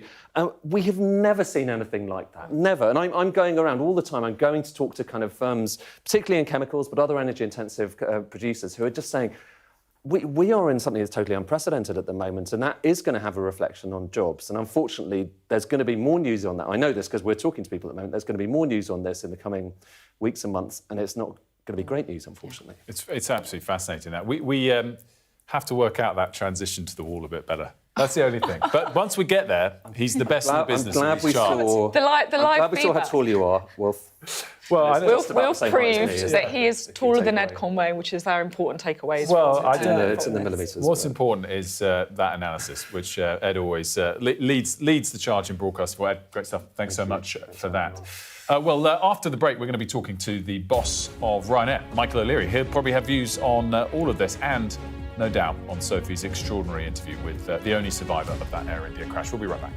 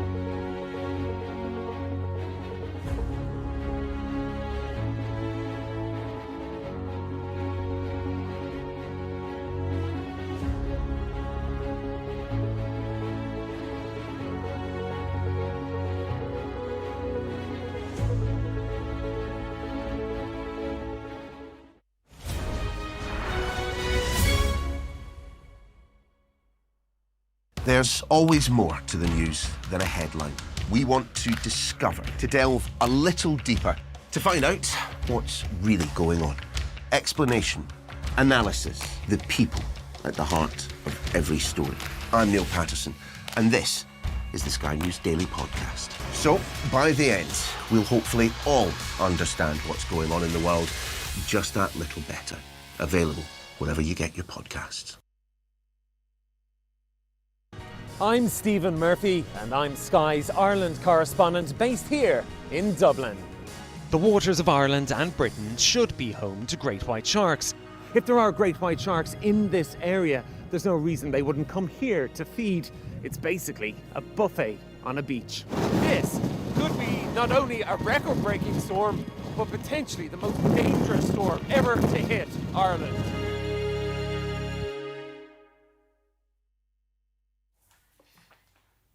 Hello, this is Mornings with Ridge and Frost. It is our very first day. Let's remind you of the headlines. Police are still working to find out the motive behind Saturday's mass stabbing on a London-bound train as a rail worker's been left fighting for his life after attempting to stop the attacker. We heard from someone who was on board as things unfolded. We've spoken to the sole survivor of the Air India crash. The plane went down just over 30 seconds after takeoff. It killed 241 people on board. But sitting in seat 11A, Vishwash Kumar Ramesh miraculously survived. Donald Trump has said he feels badly for the British royal family after the king stripped his brother Andrew of his title as prince. Former Duke of York is facing growing scrutiny over his links to the convicted paedophile Jeffrey Epstein. He's always denied wrongdoing. I just want to give you a bit of an update on the breaking news this morning. This is a rail derailment that happened in Cumbria. Paramedics are on the scene now. We've seen that National Rail have given a statement. The train derailed near the village of Shap. Now, that is between Penrith and Oxenholme. North West Ambulance Services said that they immediately sent ambulances to the scene. They're having a look at the assessment. They're assessing the situation. This is the important bit. There are no reported injuries, so no reported injuries in this train derailment. But of course, major disruption expected until the end of the day. Avoid the area if you can, and we'll give you more as we get it. We certainly will on that, more to come. Now, there's warnings that some high street clinics are providing dangerous scans to pregnant women, misdiagnosing illnesses in babies and even failing to spot medical emergencies. Well, Amelia's here with us with more on this. And Amelia, when I read this, I was wondering whether they're carrying out the scans in a dangerous way, but it's not that. It's almost the diagnoses that come from it or fail to come from it. Yeah, it's the whole setup, really. I mean, look, pregnant parents have enough to think about without having this. So this morning there have been warnings that there are unsafe high street clinics that are offering baby scans that are done by people who are not qualified and who are not trained to do so. And this has come from the Society of Radiographers. These are the people who are actually performing the scans.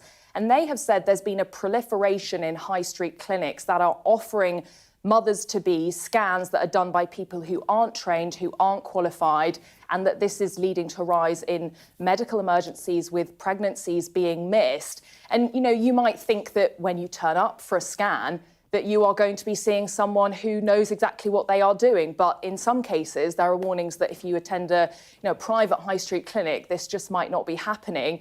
A sonographer is someone who would do the scan. This is the ultrasound scan.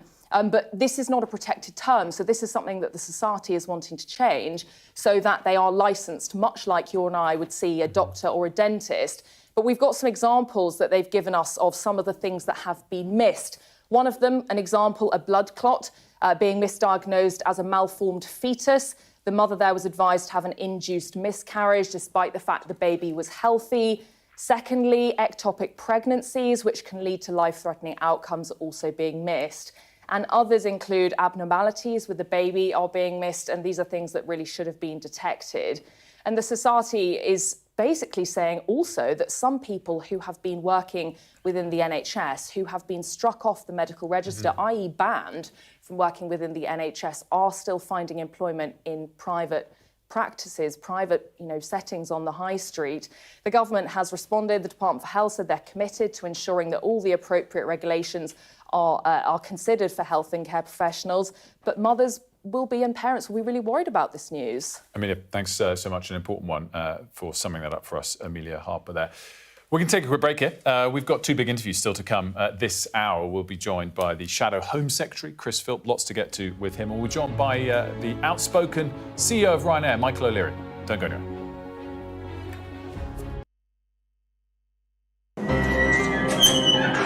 We've come to one of Moscow's Cold War bunkers. It was built as a top-secret command centre. Being here really feels like you're stepping back in time. I'm Ivor Bennett, Sky's Moscow correspondent. A show of military might and menace. Courage, bravery and sacrifice will win the day. It's a new subject. They'll learn about combat drones and some how to handle a Kalashnikov. The Kremlin continues to put forward its own version of events, both present and past. There's no mention of the fact that Russia invaded its neighbour. That's rewriting history, isn't it? Now we are to read it carefully. Vladimir Putin put forward his plan for a ceasefire in Ukraine, telling Kiev, pull out of your eastern territories and the war will end. Why should the West trust you? Frankly, I don't care whether the West trusts us or not. Vladimir Putin is already the Kremlin's longest-serving leader since Stalin. The question is, what will a fifth Putin term mean for Russia and the world? Why do you support Vladimir Putin, Mr. Segal? I can't answer questions that stupid. I've watched Vladimir Putin attempt to create a new world order. The St. Petersburg Economic Forum was the backdrop to Vladimir Putin's latest verbal volley that Russia could send missiles to other nations to target the West. Ambassador, I wonder, shall we have a quick word for Sky News? Is the West right? Are you fueling Russia's war machine? Swedish media, oh my God, you're not afraid of being here. American journalist Evan Gershkovich is on trial here, but was first on display. Russia says Evan Gershkovich was caught red-handed, but has never produced any evidence to back that up. Sky News. Get the full story first. Liberation Day. By popular demand, here we are. Donald Trump. It is quite the story. Wherever it goes, on Trump 100, we go with it. Can you tell us who you're looking for? Unbelievable we've come to this. Are you overstating the reach and significance of this deal? Not like you said it. From the UK. Why don't you go back to your country where you have a major migrant problem? It was 10 feet from him, and all of a sudden the shots rang out. People impacted. I'll tell you on another day on the podcast what that was all about. Join us wherever you get your podcasts. What might happen if Russia attacked the UK? This is clearly an enormous show of force. It is definitely out of the ordinary. We ran a war game with former ministers back in the hot seat. Ben Wallace. Amber Rudd. Jack Straw. It's the kind of war game that's genuinely tested inside government. The Russians are signalling that there may be an attack. Russia knows our weaknesses, but do you? I'm Deborah Haynes. From Sky News and Tortoise, this is The War Game. Listen wherever you get your podcasts. Welcome back. We just got a very small update to bring you on our lead story, which of course is that awful attack that we saw over the weekend in the train that was travelling from Doncaster to London. Now, this is a scene at Huntingdon Station in Cambridgeshire. You'll see that there's no train there, and that's significant because it means that the train itself has now been moved away from Huntingdon. Huntingdon, of course, was the station that the train driver very quick-wittedly diverted to try and get help and assistance as speedily as possible. So he diverted to Huntingdon as the man on board, of course, has now been arrested, detained by police, still being questioned, and several people taken to hospital, 11 taken to hospital in total. But that train now moved from Huntingdon Station. Now, Europe's biggest budget airline, Ryanair, has just posted their results with profits up 42%, which might imply that the CEO of that company thinks leaders in the UK and Europe are doing a great job on the economy. I have a feeling that might not be the case. I'm delighted to say that I'm joined now by the CEO of Ryanair, Michael O'Leary. A very good morning to you, Michael. Thanks for joining us. Good morning, Wilfred. Congratulations on the new programme. Very exciting development. Well, it's great to have you with us on the first day, and I want to get to your results and your views on the economy in a moment. But if I may, I wanted to start with the Air India crash back in June. Sophie's obviously done this extraordinary interview with the sole survivor of it this morning. And I just wondered what you as a CEO feel like when you see tragedies like that. Is it something that keeps you awake every night, that one day, thankfully you've never had a fatality on any of your flights, that one day something like that could happen? I think every management of every airline, Wilfred, worries about safety on a daily basis. It's why, we were so critical of Boeing in recent years, taking aircraft that had lots of defects on them. I'm pleased to say Boeing, the new management team, have dramatically improved the production, both the quality of what they're delivering to us now, but also the timeliness. We've taken delivery of 25 aircraft from Boeing in the last 3 months. That will give us growth to 215 million passengers next year. But they're making great aircraft, and they're back to making great high-quality aircraft again, which is vital.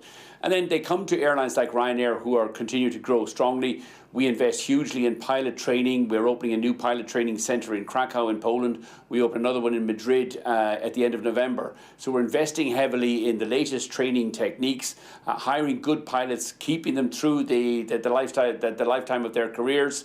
But safety will always remain paramount for everybody in the airline industry. Air India have given interim payments to the families of those that lost their lives and the one survivor of £21,500. There's more to come, and they've made that clear in their statement to us. But when you consider what those families and what the survivor are putting up with at the moment, does that sit right with you, that that's all they've received so far? I mean, it's a matter for Air India. It's not something that I have any insight into. They'll certainly be well covered by insurance, and I think all airlines in tragic situations, I think airlines have a duty to look after the customers and the families of the customers who were affected. But it's not something that I have any insight into or knowledge of. Clearly, this weekend we've seen an attack of. On a train instead of a tragedy on an airplane for very different reasons. Airports have tons of security, as you know very well. Clearly, train stations don't. Do you think that they should be considered at train stations or not? I think it'll be very difficult, Wilfred. If you look at the volumes of people going through train stations and the London Underground, the London Underground buses in London have been targets of terrorist attacks before, as have airports. We remember the bomb in Brussels airport a couple of years ago. I think it's incumbent on all of us, whether we're involved in the industry or just travelling as passengers, to be vigilant, to try to detect suspicious activity and report it as quickly as possible. But it's vital for the success of public transport and airline transport, that we continue to invest heavily in safety and in security. At the airports, where we the airlines are financing these new screening systems, new X-ray machines, which now finally allow people to put their bags through without taking out all the liquids and the makeup and everything else, to try to make a better customer experience. And I think you see that reflected in our half-year results this morning. Passengers are travelling strongly. Our traffic was only up 2% in the second quarter because of the Boeing delivery delays, but fares are recovering. Last year our fares were down 7%. This year they're up 7%. And our profits are recovering strongly because people want to fly. Families want to go on holidays during the summer period. And thankfully, thanks to Ryanair's low fares, many of them are going on holidays with Ryanair. Just finally, clearly the results were strong. What would your realistic advice be to Rachel Reeves? You're not going to get wholesale changes, no business is. Is there something small she could do in the budget that your industry would welcome? I mean, there is. When she got elected 12 months ago, I wrote to her, calling on her to abolish APD, if not on the London airports, which are full and can pay the taxes, but all the non-London airports. There's enormous growth available to this Labour government in airports like Manchester, Liverpool, Birmingham, Glasgow, Edinburgh, airports that are underused. But that growth is being stifled by her crazy decision to increase APD by £2 from April next year. This increase should be reversed. She should abolish APD on the non-London airports. It would be self-financing because I think the growth that we, the airlines, would deliver at those regional airports the additional visitor spend, tourism spend, would far outweigh the reasonably small loss of APD. But the Treasury just doesn't get it. I mean, having written to her last year, one, I didn't get a reply from her. I got back a stupid letter from one of her Treasury ministers saying a £2 rise in APD is only a 1% on the average ticket price. The average ticket price of air travel is not 200 quid. It's about £45 on Ryanair. APD in April will go up to £14 on a £45 ticket. They're taxing ordinary families at a rate of 33%. You know, we support growth, but Rachel Reeves hasn't a rashers how to deliver growth. And until she starts recutting these insane taxes and stop trying to tax wealth, the UK is doomed to continue, economy is doomed to continue to fail. But in a bizarre way, that's probably good for Ryanair's business, because as people get more price sensitive, more and more of them will fly Ryanair. Michael, we appreciate your time this morning. Congrats on the very good results. Pleasure, and Michael O'Leary there. Good luck with the new programme. Wish you well. Thank you very much. And of course, Sophie, some of the comments there towards the Chancellor. There's not been a tax on wealth yet. Maybe there will be, but and there's been airport expansion plans as well, which is worth tying in. But interesting points on Air India as well. The fact that he said there to you that if Rachel Reeves continues, effectively the economy is doomed to fail. I mean, that is, it feels, it really is going studs in, right? Yeah, but comes on the day when his profits are up, 42%. So there's a balancing act, I think, on how literally we take some of these comments. Yeah, probably fair. Now, time to talk to the opposition. Now, we're joined by Chris Philp, the Shadow Home Secretary, who has been making some really interesting points around safety. And, of course, we're talking to him in the wake of that awful attack in that train that was travelling from Doncaster to London. We can talk now to Chris Philp. Thank you for being with us. I spoke to Heidi Alexander earlier on the programme. She was very keen to say that trains are safe. They are low-crime environments, as she puts it. What's your take on the lessons we should learn? Well, first of all, our thoughts, obviously, are with the victims' families and with the emergency services who responded so bravely, and the train staff and members of the public who responded bravely as well in preventing what could have been an even worse atrocity. So I think our thought should be foremost with them. Look, in terms of the public safety question more generally, the truth is there are around about 250 knife-enabled murders each year. There are something like 50,000 knife offences committed. Now, those did come down under the last government, but they're still, frankly, too high, and we need to do a lot more, both in a train environment but also in society more widely. So I would like to see intense surge hotspot policing in high crime areas. The top 5% of neighbourhoods for crime, which often include train stations, represent a quarter of all crime. So intense surge policing in those areas is the first thing we need.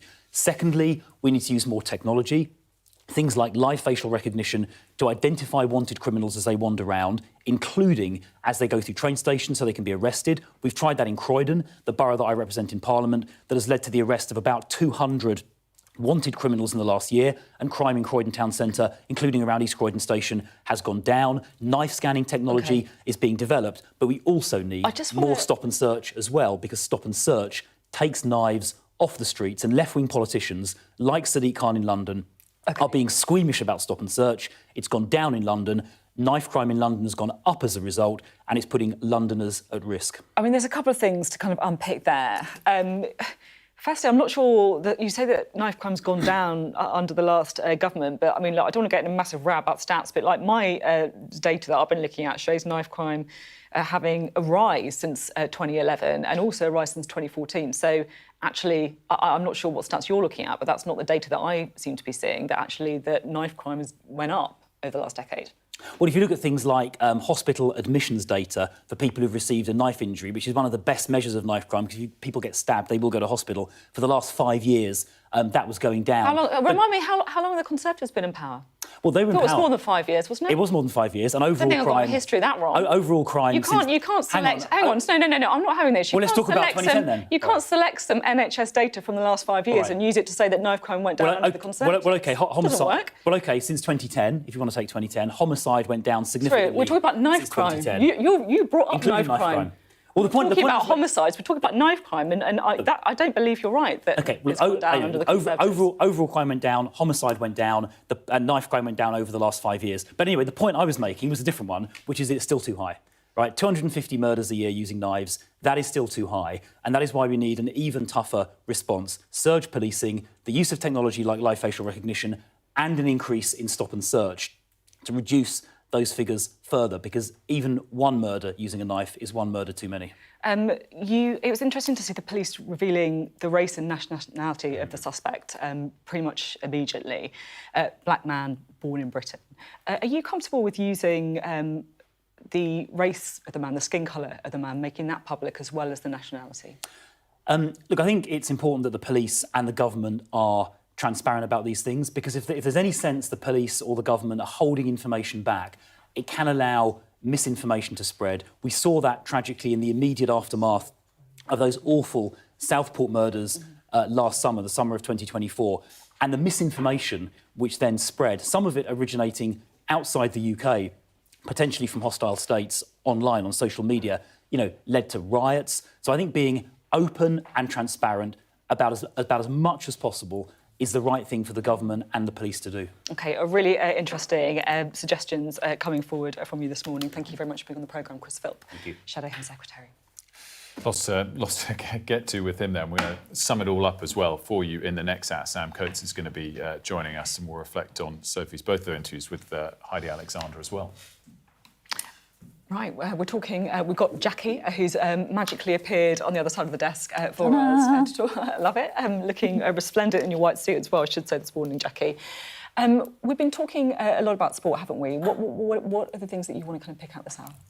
Well, I think everybody's been talking about that podcast with Paul Scholes and, how that resonated. Paul Scholes, very private man, always has been, still is, in retirement from football, talking about his son Aidan, who has severe autism, is non-verbal, and he never really talked about it as a player. I mean, I covered him, playing. I never realised that he and his family went through this, but it's a huge part of his life, and he was talking on the Stick to Football podcast, which is Gary Neville's podcast, about how it dominates his life, looking after his 20-year-old disabled son, and he splits his time with his mum and with him because they are now separated, and it's all consuming, and it was just really heartbreaking. Footballers you think are untouchable, they lead these shiny lives, money's not an object, they live in mansions, drive these amazing cars, all the rest of it. You never think that one of them would be going through something, especially, class of 92, like the superstar class of Man United, right? He said in this interview that he's basically having to massively dial back his broadcasting duties, his other duties. And this is as his son is getting older, obviously. Yeah. And what that struck for me is how much he would have had to deal with throughout his actual playing career when his son was younger, presumably needing even more help. Well, he did say, didn't he? I actually got dropped by Fergie at one point because he was very little. I hadn't told anybody the extent of, what we were dealing with, and Fergie just thought I was off the boil and distracted. But there was something really going on at home. I never told him, so Fergie dropped me. I do hope as well that it is a marker of guys, particularly, I guess, guys in sport, being more open about this stuff as well, because he obviously felt unable to talk about it at the time, back in the day. And even in that podcast, he sort of said, Gary, I can't believe we're going down this road. I can't believe you've made me, come on. Because he's just a very, very, very shy guy. But, I mean, my goodness, one of the greatest midfielders of all time, certainly of his generation, and most probably naturally gifted of that class of 92 that had Beckham and the Nevilles and Nicky Butt and him. And all the time, he was dealing with this, and nobody really knew. Yeah. You'd have him in your fantasy team today, wouldn't you, if he was around? Everybody would. Not if he was being pushed out on the left wing like he did for England, though. No. Because it wasn't as effective there. But no, it's a great, really great interview, and it's well worth people. But it really resonated with people who were also in a similar situation at home, and had severely disabled children, and he got so much love and feedback on Instagram because of that, because he'd been so open about it, and I think it's massively helpful when celebrities do things like that. It really, really helps a lot of people. Jackie, are you a fan of Halloween? I handed out the sweets. I was kind of ready. I was all pumpkined up, and I was when the kids were smaller. No, I find it a bit of an American thing. Do I dress up? Do you dress up? No, I hate dress up. Well, OK, well stick around and watch this next segment then. You might not embrace it as much as Sophie and Is it I, Erling but... Haaland? He was good. We should have had that one, but we have got some other celebrity Halloween costumes. It feels like they've all been trying to outdo each other this year. I don't know on who's got the most outrageous outfits, but I think we can probably show some. Heidi Klum, transformed into Medusa. I'm hoping we can show you rather than me just describing it to you. Well, oh, this there one we go. is epic. I mean, that is seriously impressive. So there we go, the snakes from the Greek myth. I mean, oh my goodness me. Apparently she spent 10 hours getting ready, and that's a bit excessive, isn't it?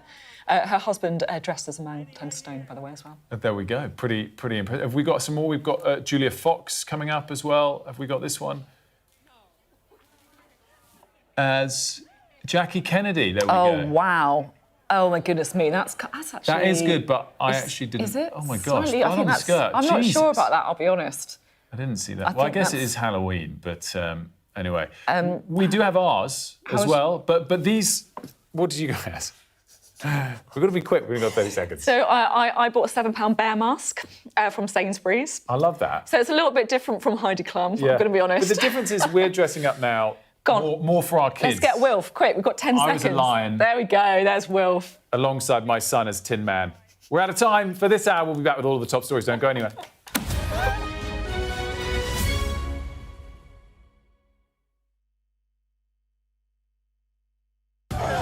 I saw police being forceful, pushing young men and women to the ground as they made almost 100 arrests.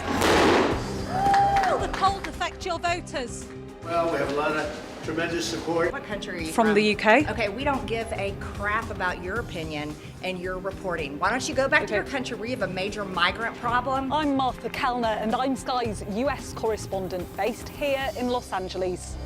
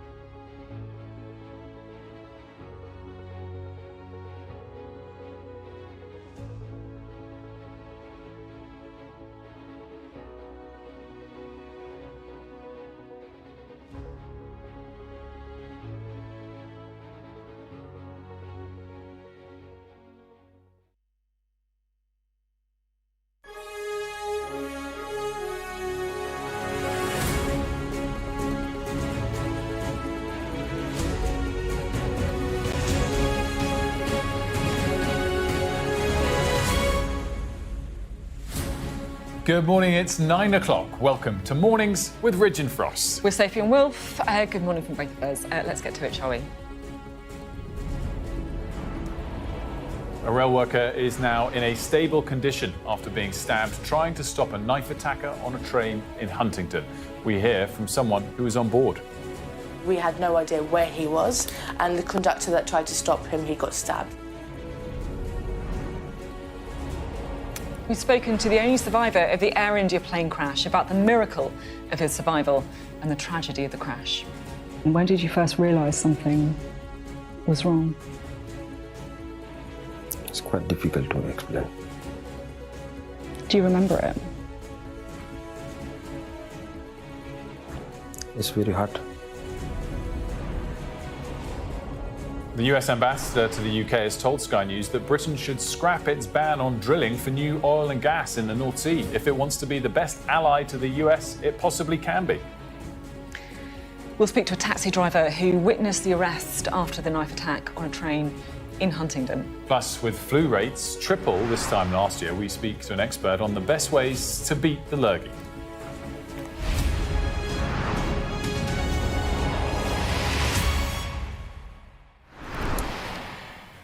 A rail worker has been hailed a hero for protecting passengers from the knifeman and saving lives. He's still in hospital now, we're told, by the Transport Secretary, but he's in a stable condition.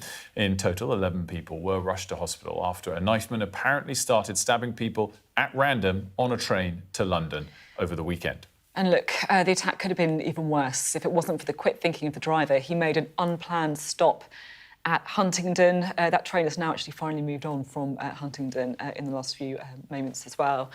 Police are still questioning a 32-year-old man who's being held on suspicion of attempted murder. He's now been treated as the only suspect after a second man was released with no further action. Let's hear from a survivor of the attack, shall we? This woman saw the whole thing unfold. 5 rows ahead of me, a guy in a white T-shirt just jumps out of his seat out of nowhere and starts flew. And I was thinking, what's happened? There was me thinking maybe something happened to him. And then people started shouting from our coach, "Oh, he's got a knife." Me and my friend found out that there was a knife involved and there was stabbing. We ran in that direction, so where the kitchen was. I remember that very well. And but on the way there, we saw people covered in blood as well. It was horrific. It was really horrific because we had no idea where he was, and the conductor that tried to stop him, he got stabbed as well. We were just trying to calm everyone down because there was a young child with us as well. He was around 6 years old and he hid in the toilet with his mum. When it's panic and chaos, you have no idea what's happening. And then we got told that he's coming in our direction again. After going the opposite direction, he came back to us. But thank God no one that we knew got hurt. I saw him running, they took the knife, I'm guessing, and he got tasered and he fell right on the spot next to the red bins. It's just unbelievable to think about how people on that train might have felt. We can talk now to Martin Brunt, who's at the scene in Huntingdon for us this morning. It's a fast-moving story still, isn't it, Martin? What's been changing? Well, in the last few minutes, not fast-moving, but slowly, the train that was involved in that stabbing has been driven off from Huntingdon Station. LNER, the train company, did say overnight or suggest that perhaps things would get back to normal here, so that's very good news for commuters. There's not much sign of normality yet, but 20 minutes or so ago, the train was driven off, which suggests that the forensic examination by the police has been completed, and the train is now gone. So at some stage today, we think that Huntingdon Station will be back in full use. I mean, other trains have been zipping through the station for the last 12 hours or so. As far as the police investigation is concerned, that suspect, the 32-year-old British man from Peterborough, is still the suspect in custody. Interrogation there continues, and police will have up to 4 days to hold him. from Saturday night, if they need that length of time before they have to decide whether to charge him or release him. We're hoping to get some update from the police this morning. No news overnight on the state of or the condition of the casualties. We do know that that one seriously ill, critically ill man is still in hospital. He's the member of the train staff who's been hailed as a hero today by British Transport Police. They've reviewed CCTV of events on the train and they say it's very clear that he stood between the knife man and other passengers, was a true hero and undoubtedly saved lives. Martin, as always, thanks so much, and I know you'll be back with any developments for us throughout the day here on Sky News. Now, the Air India crash, the plane crash that happened in June, was absolutely shocking. The plane crashing to the ground minutes after it took off. It killed 260 people in the plane and on the ground. But one person, just one, survived. Vishwas Kumar Ramesh was sitting in seat 11A. He managed to crawl out of the wreckage. And look, you might remember these extraordinary pictures as he somehow just got up and walked away from the rubble. His survival was a miracle, but actually it's a miracle that is also a personal tragedy for him because his brother was on that plane with him. And look, he didn't survive. So I spoke to Vishwas Kumar, and honestly, it's the toughest interview I've ever done. He's totally broken.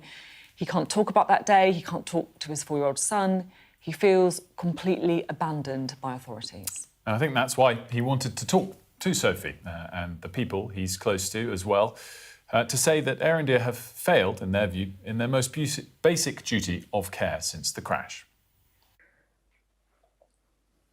What happened? When did you first realise something was wrong? It's quite difficult to explain myself. Do you remember it? It's very hard. So you took off and then quite quickly the plane, it stopped? It seemed to hang in the air. Is that right?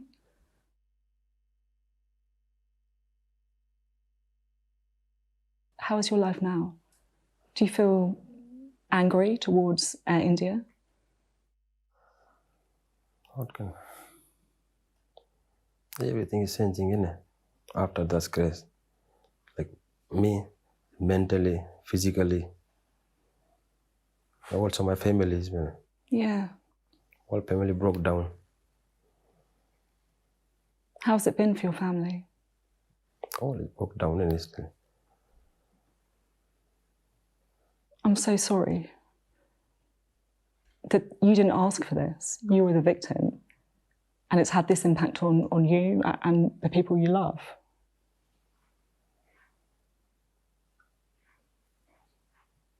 It's very difficult.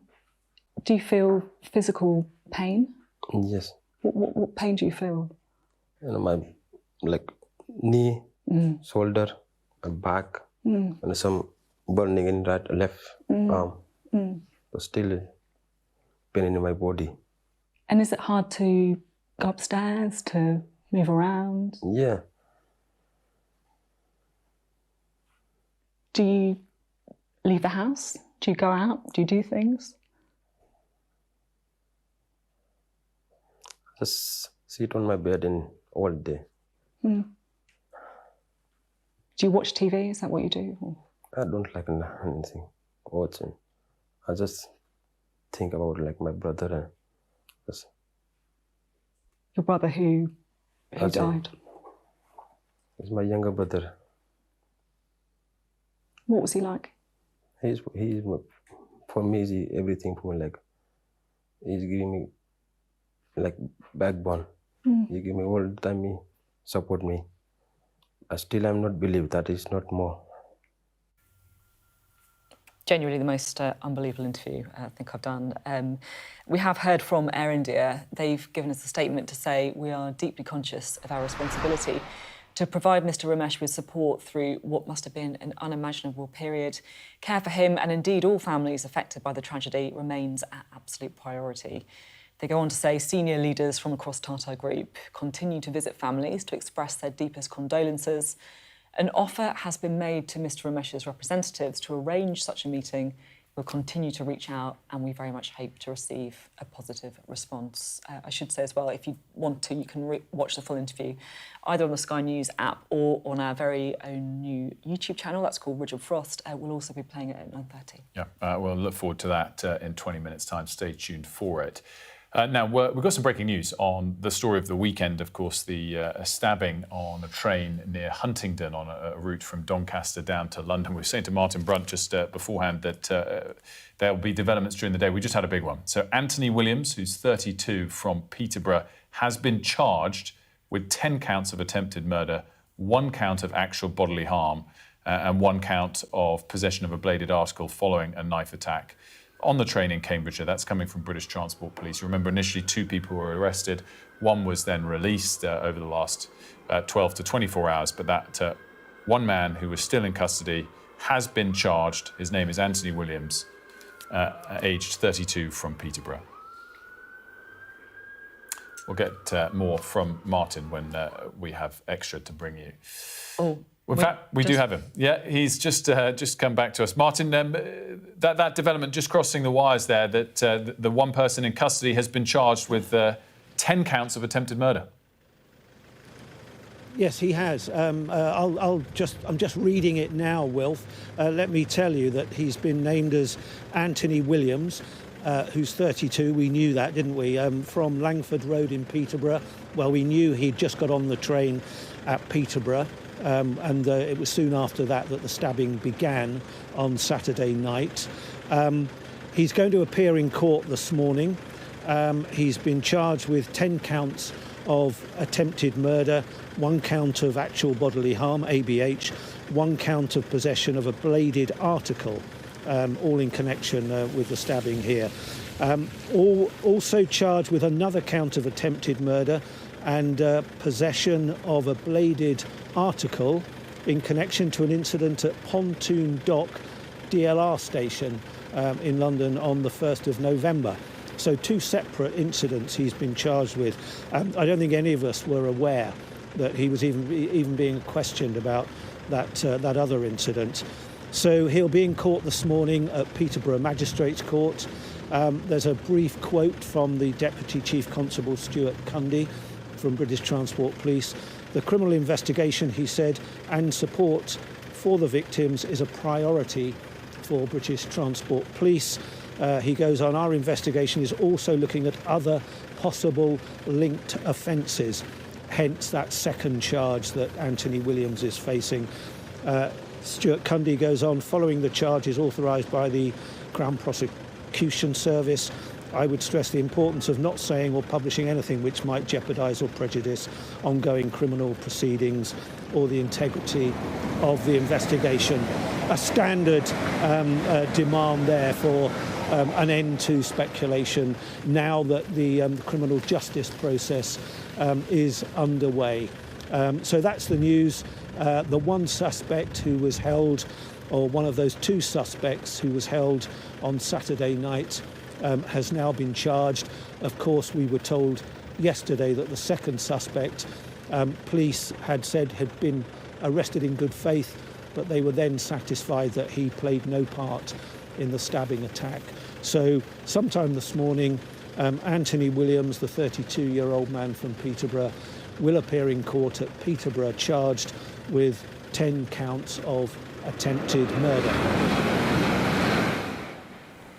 Martin, thank you very much indeed. Martin Brunt there with that update on that charge. Now, the new US ambassador to the UK has a pretty stark message this morning for the British government. It's come via our very own Wilfred Frost. He says they should scrap the ban on new drilling for oil and gas in the North Sea to try and be a better ally to America. Well, I spoke to Ambassador Warren Stevens for his first broadcast interview since arriving here in the UK this summer, and he told me he thinks Ed Miliband is pursuing the incorrect policy and that President Trump has raised the issue with the Prime Minister. Here's a clip. I want the UK economy to be as strong as it possibly can be, and so the UK can be the best ally to the US that it possibly can be. And having a growing economy is essential to that, and the electricity costs make it very, very difficult. So I hope that the UK will continue to examine the policies in the North Sea, and frankly make some changes to it that allows for more drilling and more production, because you're using oil and gas. It's just you're importing it. Why not use your own? I don't think Ed Miliband is necessarily wrong, but I think it's an incorrect policy to ignore your fossil fuel reserves, both in the North Sea and onshore. I mean, this was a fascinating interview, and I feel like I should say at this point that this normally doesn't happen. You normally don't get, diplomats being so, undiplomatic. Unless you're a Trumpian diplomat, yeah, maybe. so this is it. So talk to me about this guy. He is Trumpian, right? Yeah, so the ambassadors, you know how we debate here that Peter Mandelson was a political appointment and that's rare? All of the ambassadors in the US are political appointments, so that's slightly different. They're not kind of career diplomats. And he's led a very successful business. It's called Stevens, a bank. He's a billionaire because of it. And that's an interesting point to add. He's a very successful businessman, so he knows what he's talking about in this regard. But yeah, I thought that line to say, I don't think Ed Miliband is wrong, but it's an incorrect policy, is less diplomatic than you'd expect from a kind of career civil servant, for example. I think what I'd just point to, if people want to watch the full interview, which is available on our YouTube channel, is that he does say the Prime Minister is listening, and that President Trump raised this repeatedly when the three of them were in a room together, and he said some people in government are listening. So it makes that point towards Ed Miliband even more stark. Will it lead to any changes? I don't know, but interesting timing as well, because Miliband, of course, is spending the week at the climate change conference, the COP in Brazil. It's so interesting. From everything I know about this number 10 as well, they really care about what Donald Trump thinks. They really do. Let's give you a bit of an update, shall we, on that train derailment in Cumbria. We know, of course, that paramedics are on the scene there. So National Rail have been saying that the train came off the track near the village of Shap, that's between Penrith and Oxenholme. North West Ambulance Services said that they've sent ambulances to the scene. They're having a look, trying to work out what's going on.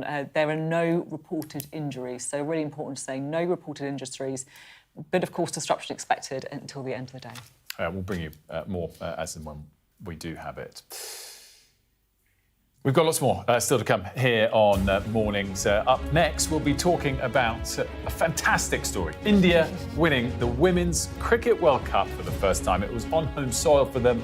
Record viewing numbers. It could be a huge catalyst for the women's game globally, but in India in particular. We'll be right back. Don't go anywhere.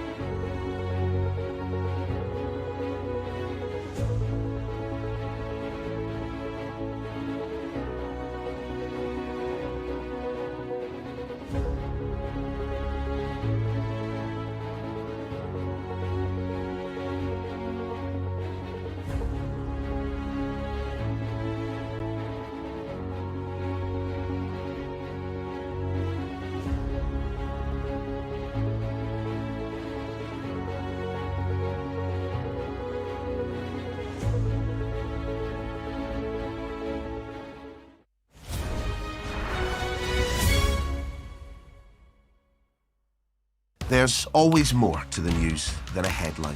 We want to discover, to delve a little deeper, to find out what's really going on. Explanation, analysis, the people at the heart of every story. I'm Neil Patterson, and this is the Sky News Daily Podcast. So, by the end, we'll hopefully all understand what's going on in the world just that little better. Available wherever you get your podcasts. I'm Stephen Murphy, and I'm Sky's Ireland correspondent based here in Dublin. The waters of Ireland and Britain should be home to great white sharks. If there are great white sharks in this area, there's no reason they wouldn't come here to feed. It's basically a buffet on a beach. This could be not only a record-breaking storm, but potentially the most dangerous storm ever to hit Ireland.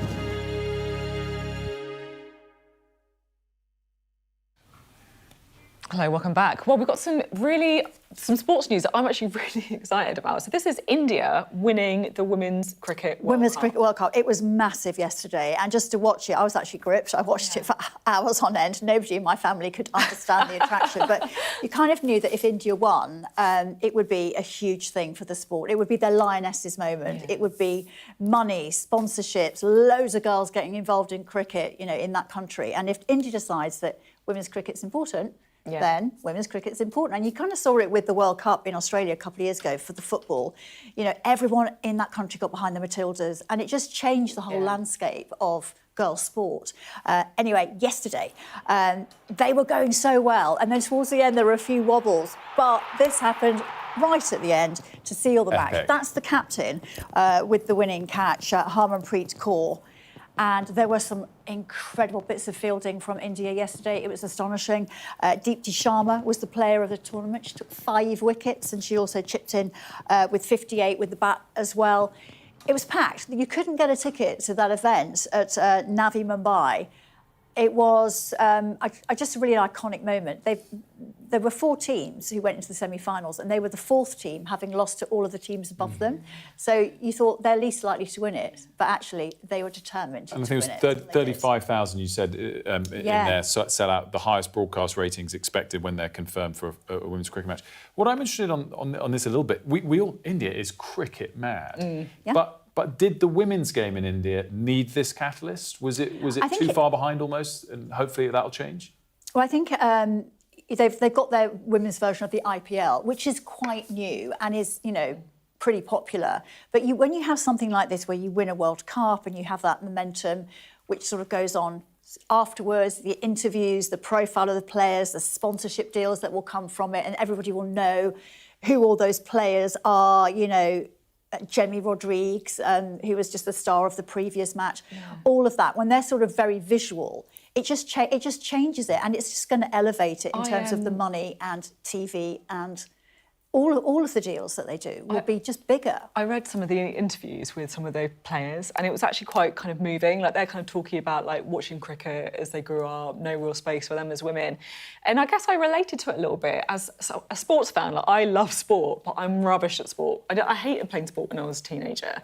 And I think it's because it would kind of I have these awful memories of kind of school gym kits and women not really being involved in sport. And I just kind of wish stuff like this had been going on kind of 20 years ago. I think they have the same problems in India that we do in terms of girls start playing sport and then they drop off when they get to about 14. Or there's, cultural things as well. It's not deemed the right thing for, teenage girls to be doing. And events like this change that perception. I mean, there's a real mixture of fans in that ground watching, men and women. And I think it can only be good for women's sport especially when a host nation wins it. It's just massive, as we saw when the Lionesses won the Euros first time round.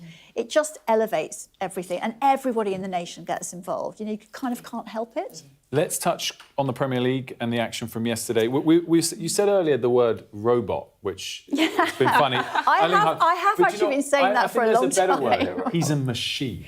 That's what he is, and I mean that as a compliment.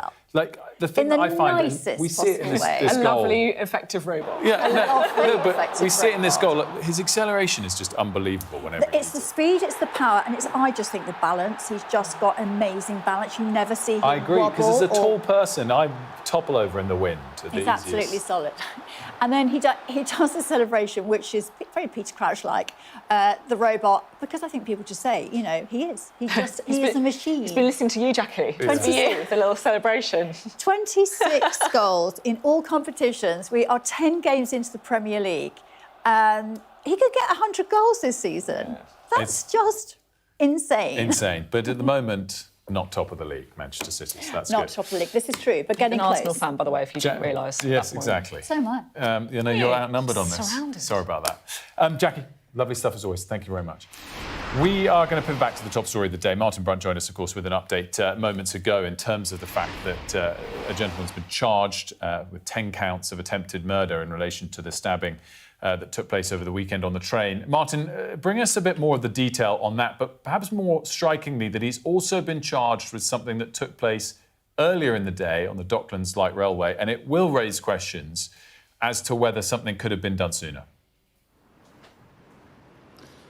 Yes, we may know more in the next couple of hours when this man is due to appear at court in Peterborough. But as well as the charges he faces over the incident on the train on Saturday night, he's also charged with another count of attempted murder and a possession of a bladed article. And this is in connection, police say, with an incident at Pontoon Dock on the Docklands Light Railway in East London.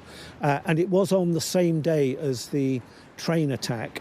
So he faces a charge specifically around that incident. The major charges he faces are, of course, 10 attempted murder charges and 1 count of ABH, actual bodily harm, and 1 count of a possession of a bladed article. Those all stem from the incident on the train on Saturday night. But clearly there are two separate incidents in which he's been charged now.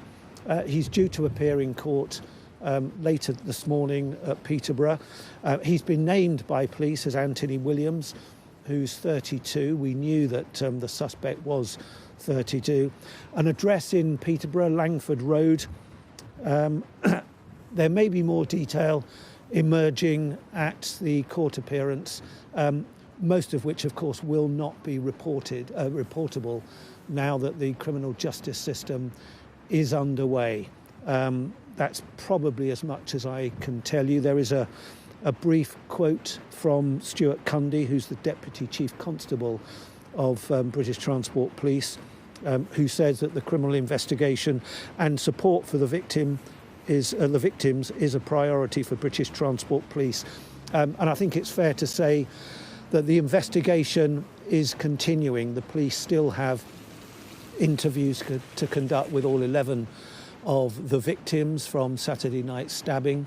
The train where the stabbings took place, that's been here since Saturday night, has left in the last half an hour or so. So it's clear that the immediate investigation, the forensic investigation on board that train is over. But there's an awful lot more work for police to do to begin to understand, I suppose, what lay behind this attack. And they have continued to appeal for anybody with information to call them. Martin, as always, thanks so much for that. Martin Brunt jumping live for us in front of the camera again. I mean, Sophie, obviously there's only so much people can say, and Martin's always the master of saying that. But clearly there was an incident earlier in the day before he boarded this train, and you know it's not always possible to immediately stop someone. But there must have been a manhunt on, or questions being asked as to who did that first stabbing, which preceded, you know, the 11 to come. Yeah, it feels like with these things, always rightly, there is, I guess, a bit of a inquiry into any moments that people could have taken to try and make a difference at all. Coming up next, we are going to be listening to the full interview of the sole survivor of the Air India plane crash. 241 people killed, apart from the man in seat 11A. I have to say, it's a pretty emotional watch. That coming up next.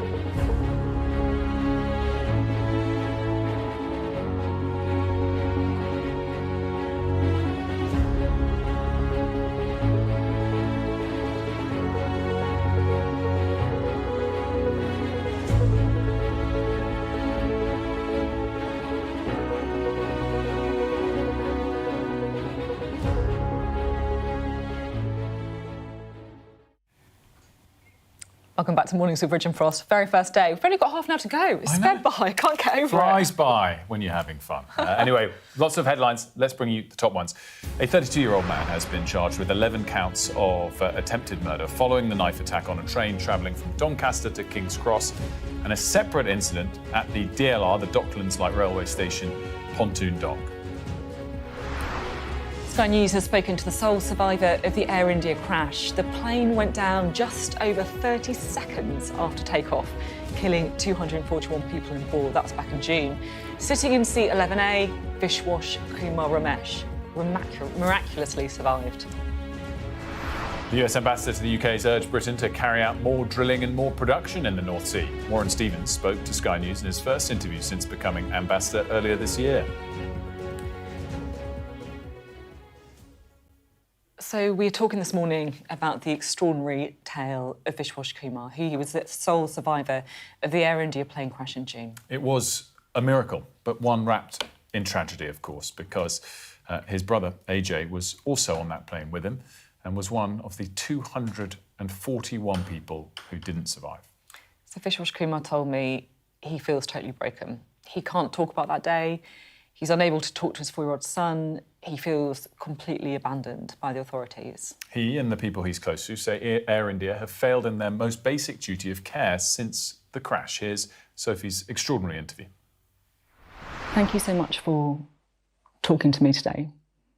I'm so sorry about what happened to you.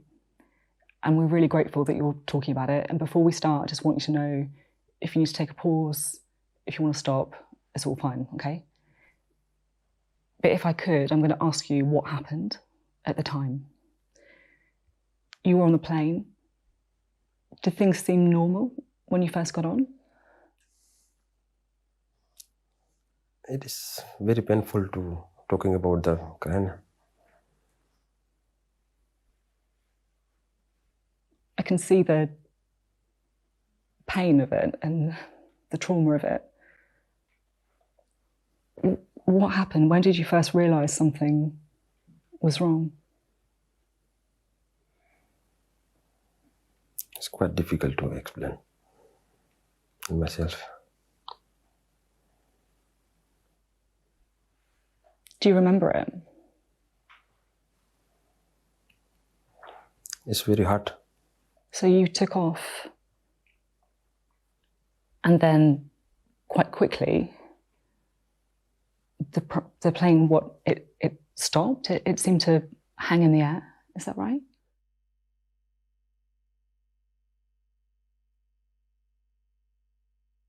You've seen how close the family have been supporting. Yeah. It's a conversation that they haven't been able to talk about with him. We will hear when you hear how he is at the moment. The post-traumatic stress that he's going through. Anything to do with that day, he kind of blocks it out. Yeah, it makes a lot of sense. How is your life now? Do you feel angry towards Air India? What can... Everything is changing, isn't it? After that crash. Like me, mentally, physically. Also my family is, all family broke down. How's it been for your family? All it broke down instantly. I'm so sorry that you didn't ask for this. You were the victim, and it's had this impact on you and the people you love.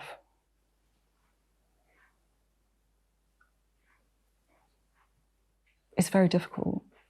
Do you feel physical pain? Yes. What pain do you feel? My knee, shoulder, and back, and some burning in right left arm. But still pain in my body. And is it hard to go upstairs, to move around? Yeah. I saw you when you walk. Even walking looks painful. In my house, my wife helping me, going to shower and my bedroom and everything. Do you leave the house? Do you go out? Do you do things? Just sit on my bed and all day. Do you watch TV? Is that what you do? Or? I don't like anything watching. I just think about my brother and just... Your brother who died? He's my younger brother. What was he like? He's for me, he's everything for me. He's giving me backbone. He give me all the time, he support me. But still I'm not believe that is not more. Do you feel you've had much support to help with your mental health, to help with your physical injuries as well?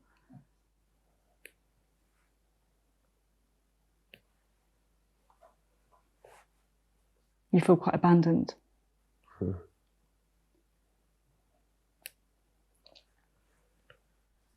So you've obviously spent a lot of time, haven't you, with the families and people, whose lives have been wrecked by this. What is your kind of message to the authorities? These innocent people have been thrown into this through no fault of their own. So many of these families have no infrastructure around them. The social demographic by itself. They don't have a support service of people who can navigate it, to make sense of it. And, Vishwas with his family, I've tried to be there to understand things, to protect them. But the authorities, Air India, What would you do in a boardroom? What would you say at a time of crisis? If something happens, the best way to deal with this is accept you've done something wrong, but then be human in terms of dealing with the people. You can't guarantee everything all the time, but how you deal with it is important. And I don't think Air India have done that. You don't think they've been human? I don't think they treat them as humans. Now, whether that's something that's wrong with the system, and that's why our challenge and request to speak to the Chief Executive of Air India is to, behind closed doors, let's talk as humans, meet the people, understand what they're going through. Because on a human level, they'll know what to do. They'll understand it. And in the UK, I shared with you earlier that something as simple as universal credit is taken away from families like Vishwas's. And what do? They went to a funeral to India at a time of disaster, and they're having to reapply for basics like that. So just to be really clear to our viewers, what you're saying is that members of the family who went to India in the time of this absolute tragedy had their universal credit stopped because of that. Vishwas's family included. And you think, as a duty of care from the British authorities, as British citizens who've been living in this country for decades, you should have some sort of system where you go into action at times of trauma, of tragedy. I know your main message is to Air India, but what would you say to Keir Starmer, to the UK government? Take action today. If this is your family, what would you do? And if you understand that, you'll know what to do. Reach out to people like us, and we can help you and direct you. Do you think he needs to raise it with the Indian authorities to do more there? I think whatever Keir Starmer can do to put the pressure on Air India will help. So while we wait for Air India to do what's right, there's what the UK authorities and the system can do as being right to serve the citizens and support them through these tragic times. And there's a legal element to this as well, right? There is a legal element to it, but we shouldn't have to go there, should we? It's extraordinary listening to this suffering and us having to talk about ways that we might put pressure on those who are responsible for this crash to do the right thing. Because we're not asking them to build a rocket to the moon. This is just do the right thing. Air India have offered a flat interim payment of £21,500 to the same to all the victims. I mean... Their numbers on a spreadsheet, Sophie. He's a number on a spreadsheet to them. He's not a human being. Because if they came and saw the suffering that Sanjeev and I are seeing, and it's fallen onto our shoulders to try and help the victims, then he would understand that the offer of £21,500 doesn't even start to help. I'm so sorry, and Vishwas Kumar, I know how difficult it is to talk about it, and I get that, and you know, I'm sorry for having to ask these questions. You've got a son as well, is that right? Yes. How old is he? 4.5 years. What's his name? Divang. How is he? Okay. I have a 4-year-old as well, so I know what 4-year-olds are like. They're kind of a handful, but they can bring a lot of joy as well. How has he been since the tragedy happened? Has it been difficult? Last 4 months, I'm not talking properly with my son. It must be very difficult to have been the only person who survived. Do you wonder why that was? I don't know if you're religious or if you believe in anything. What can I say?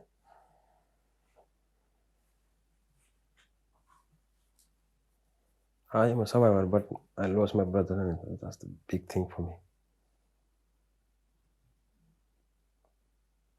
And that's what you do. You sit in your room on your own. You don't listen to the TV, and you just think about your brother. It's like torture. I'm sorry.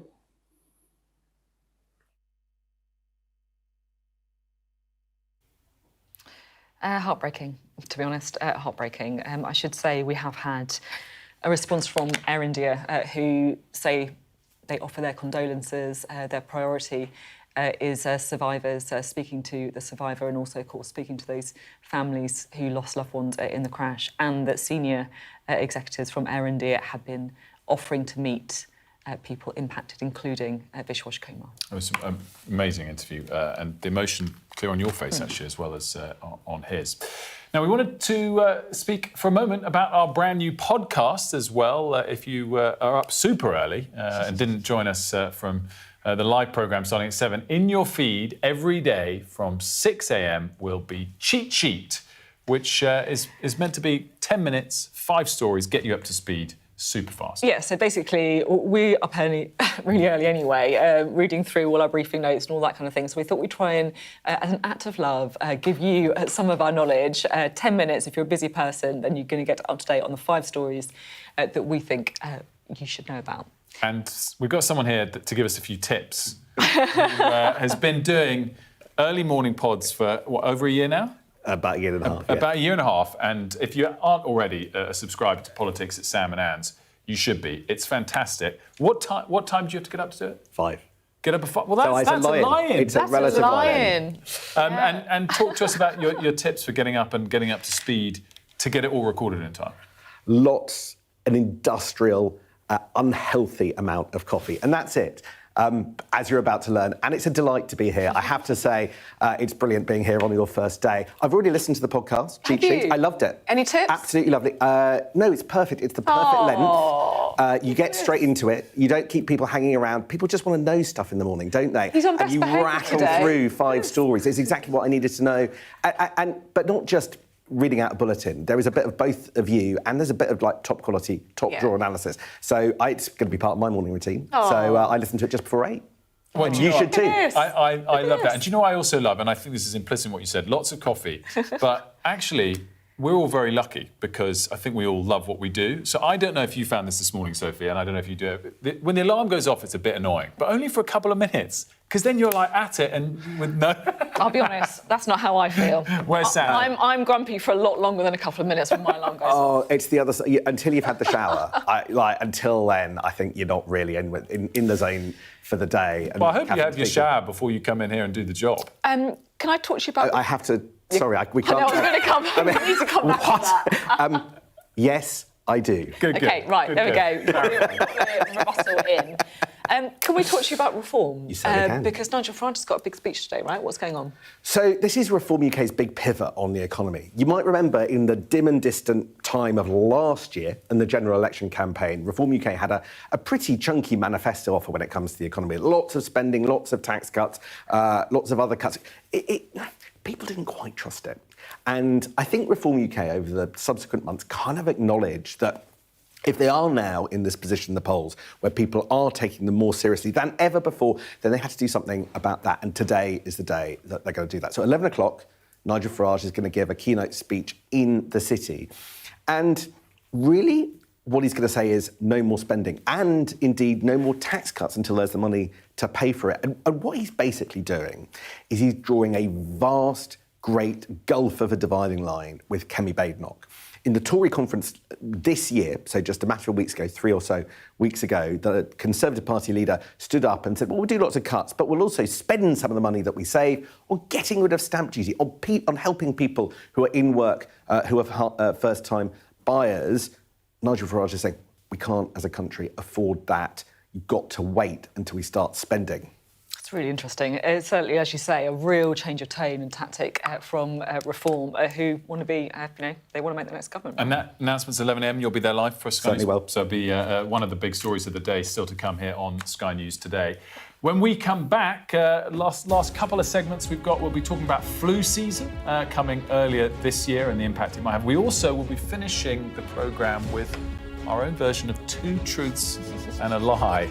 And I'm intent, Sophie, that you won't be able to guess mine correctly. Let's see. I back myself. We'll be back in a couple.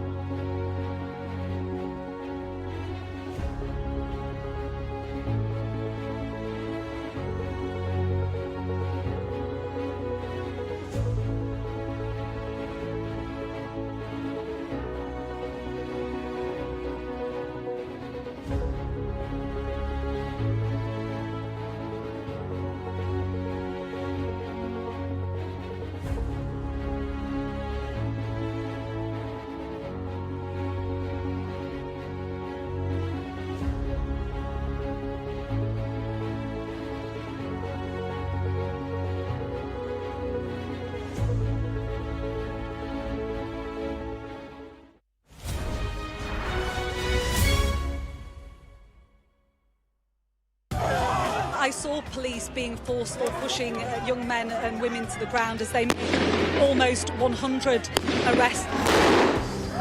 Will the cold affect your voters? Well, we have a lot of tremendous support. What country are you From the UK. Okay, we don't give a crap about your opinion and your reporting. Why don't you go back to your country where you have a major migrant problem? I'm Martha Kellner and I'm Sky's US correspondent based here in Los Angeles. Traveling is not just about the destination. It's also about how you get there. Fly Emirates, fly better.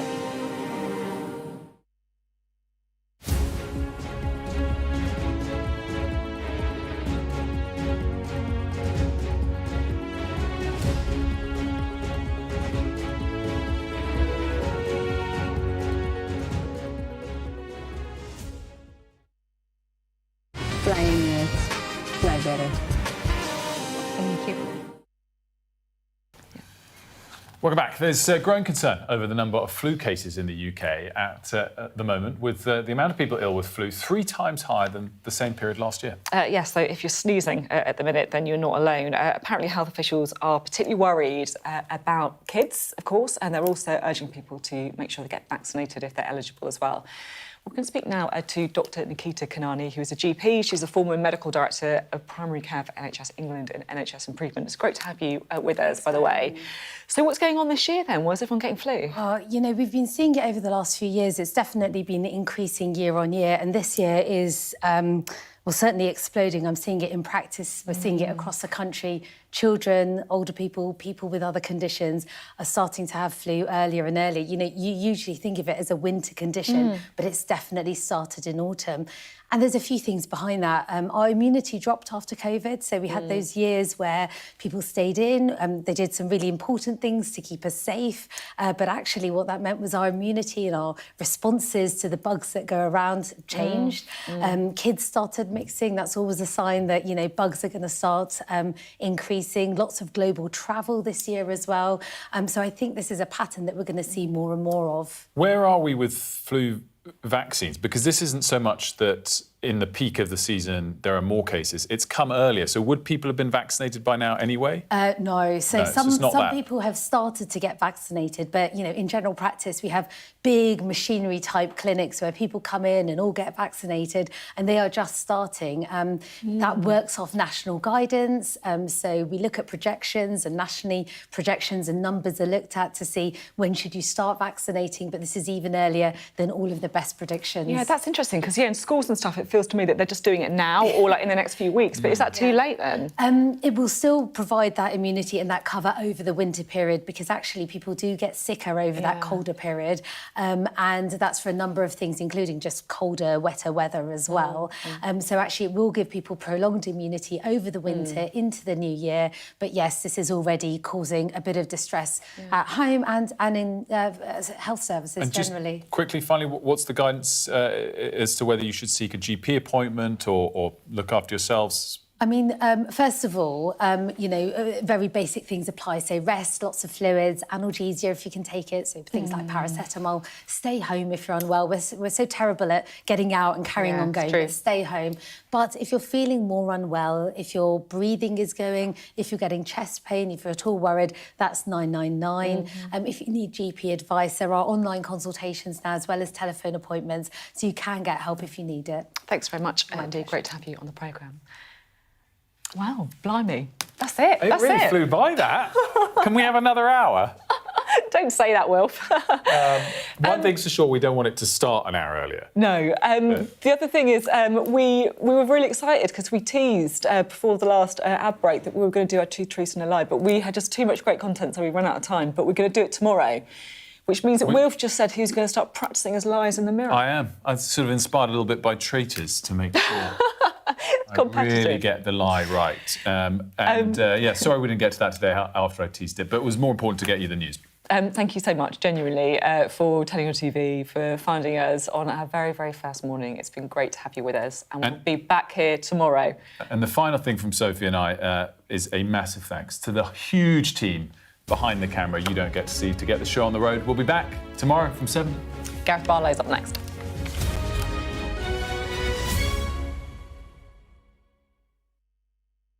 What might happen if Russia attacked the UK? This is clearly an enormous show of force. It is definitely out of the ordinary. We ran a war game with former ministers back in the hot seat. Ben Wallace. Amber Rudd. Jack Straw. It's the kind of war game that's genuinely tested inside government. The Russians are signalling that there may be an attack. Russia knows our weaknesses, but do you? I'm Deborah Haynes. From Sky News and Tortoise, this is The War Game. Listen wherever you get your podcasts.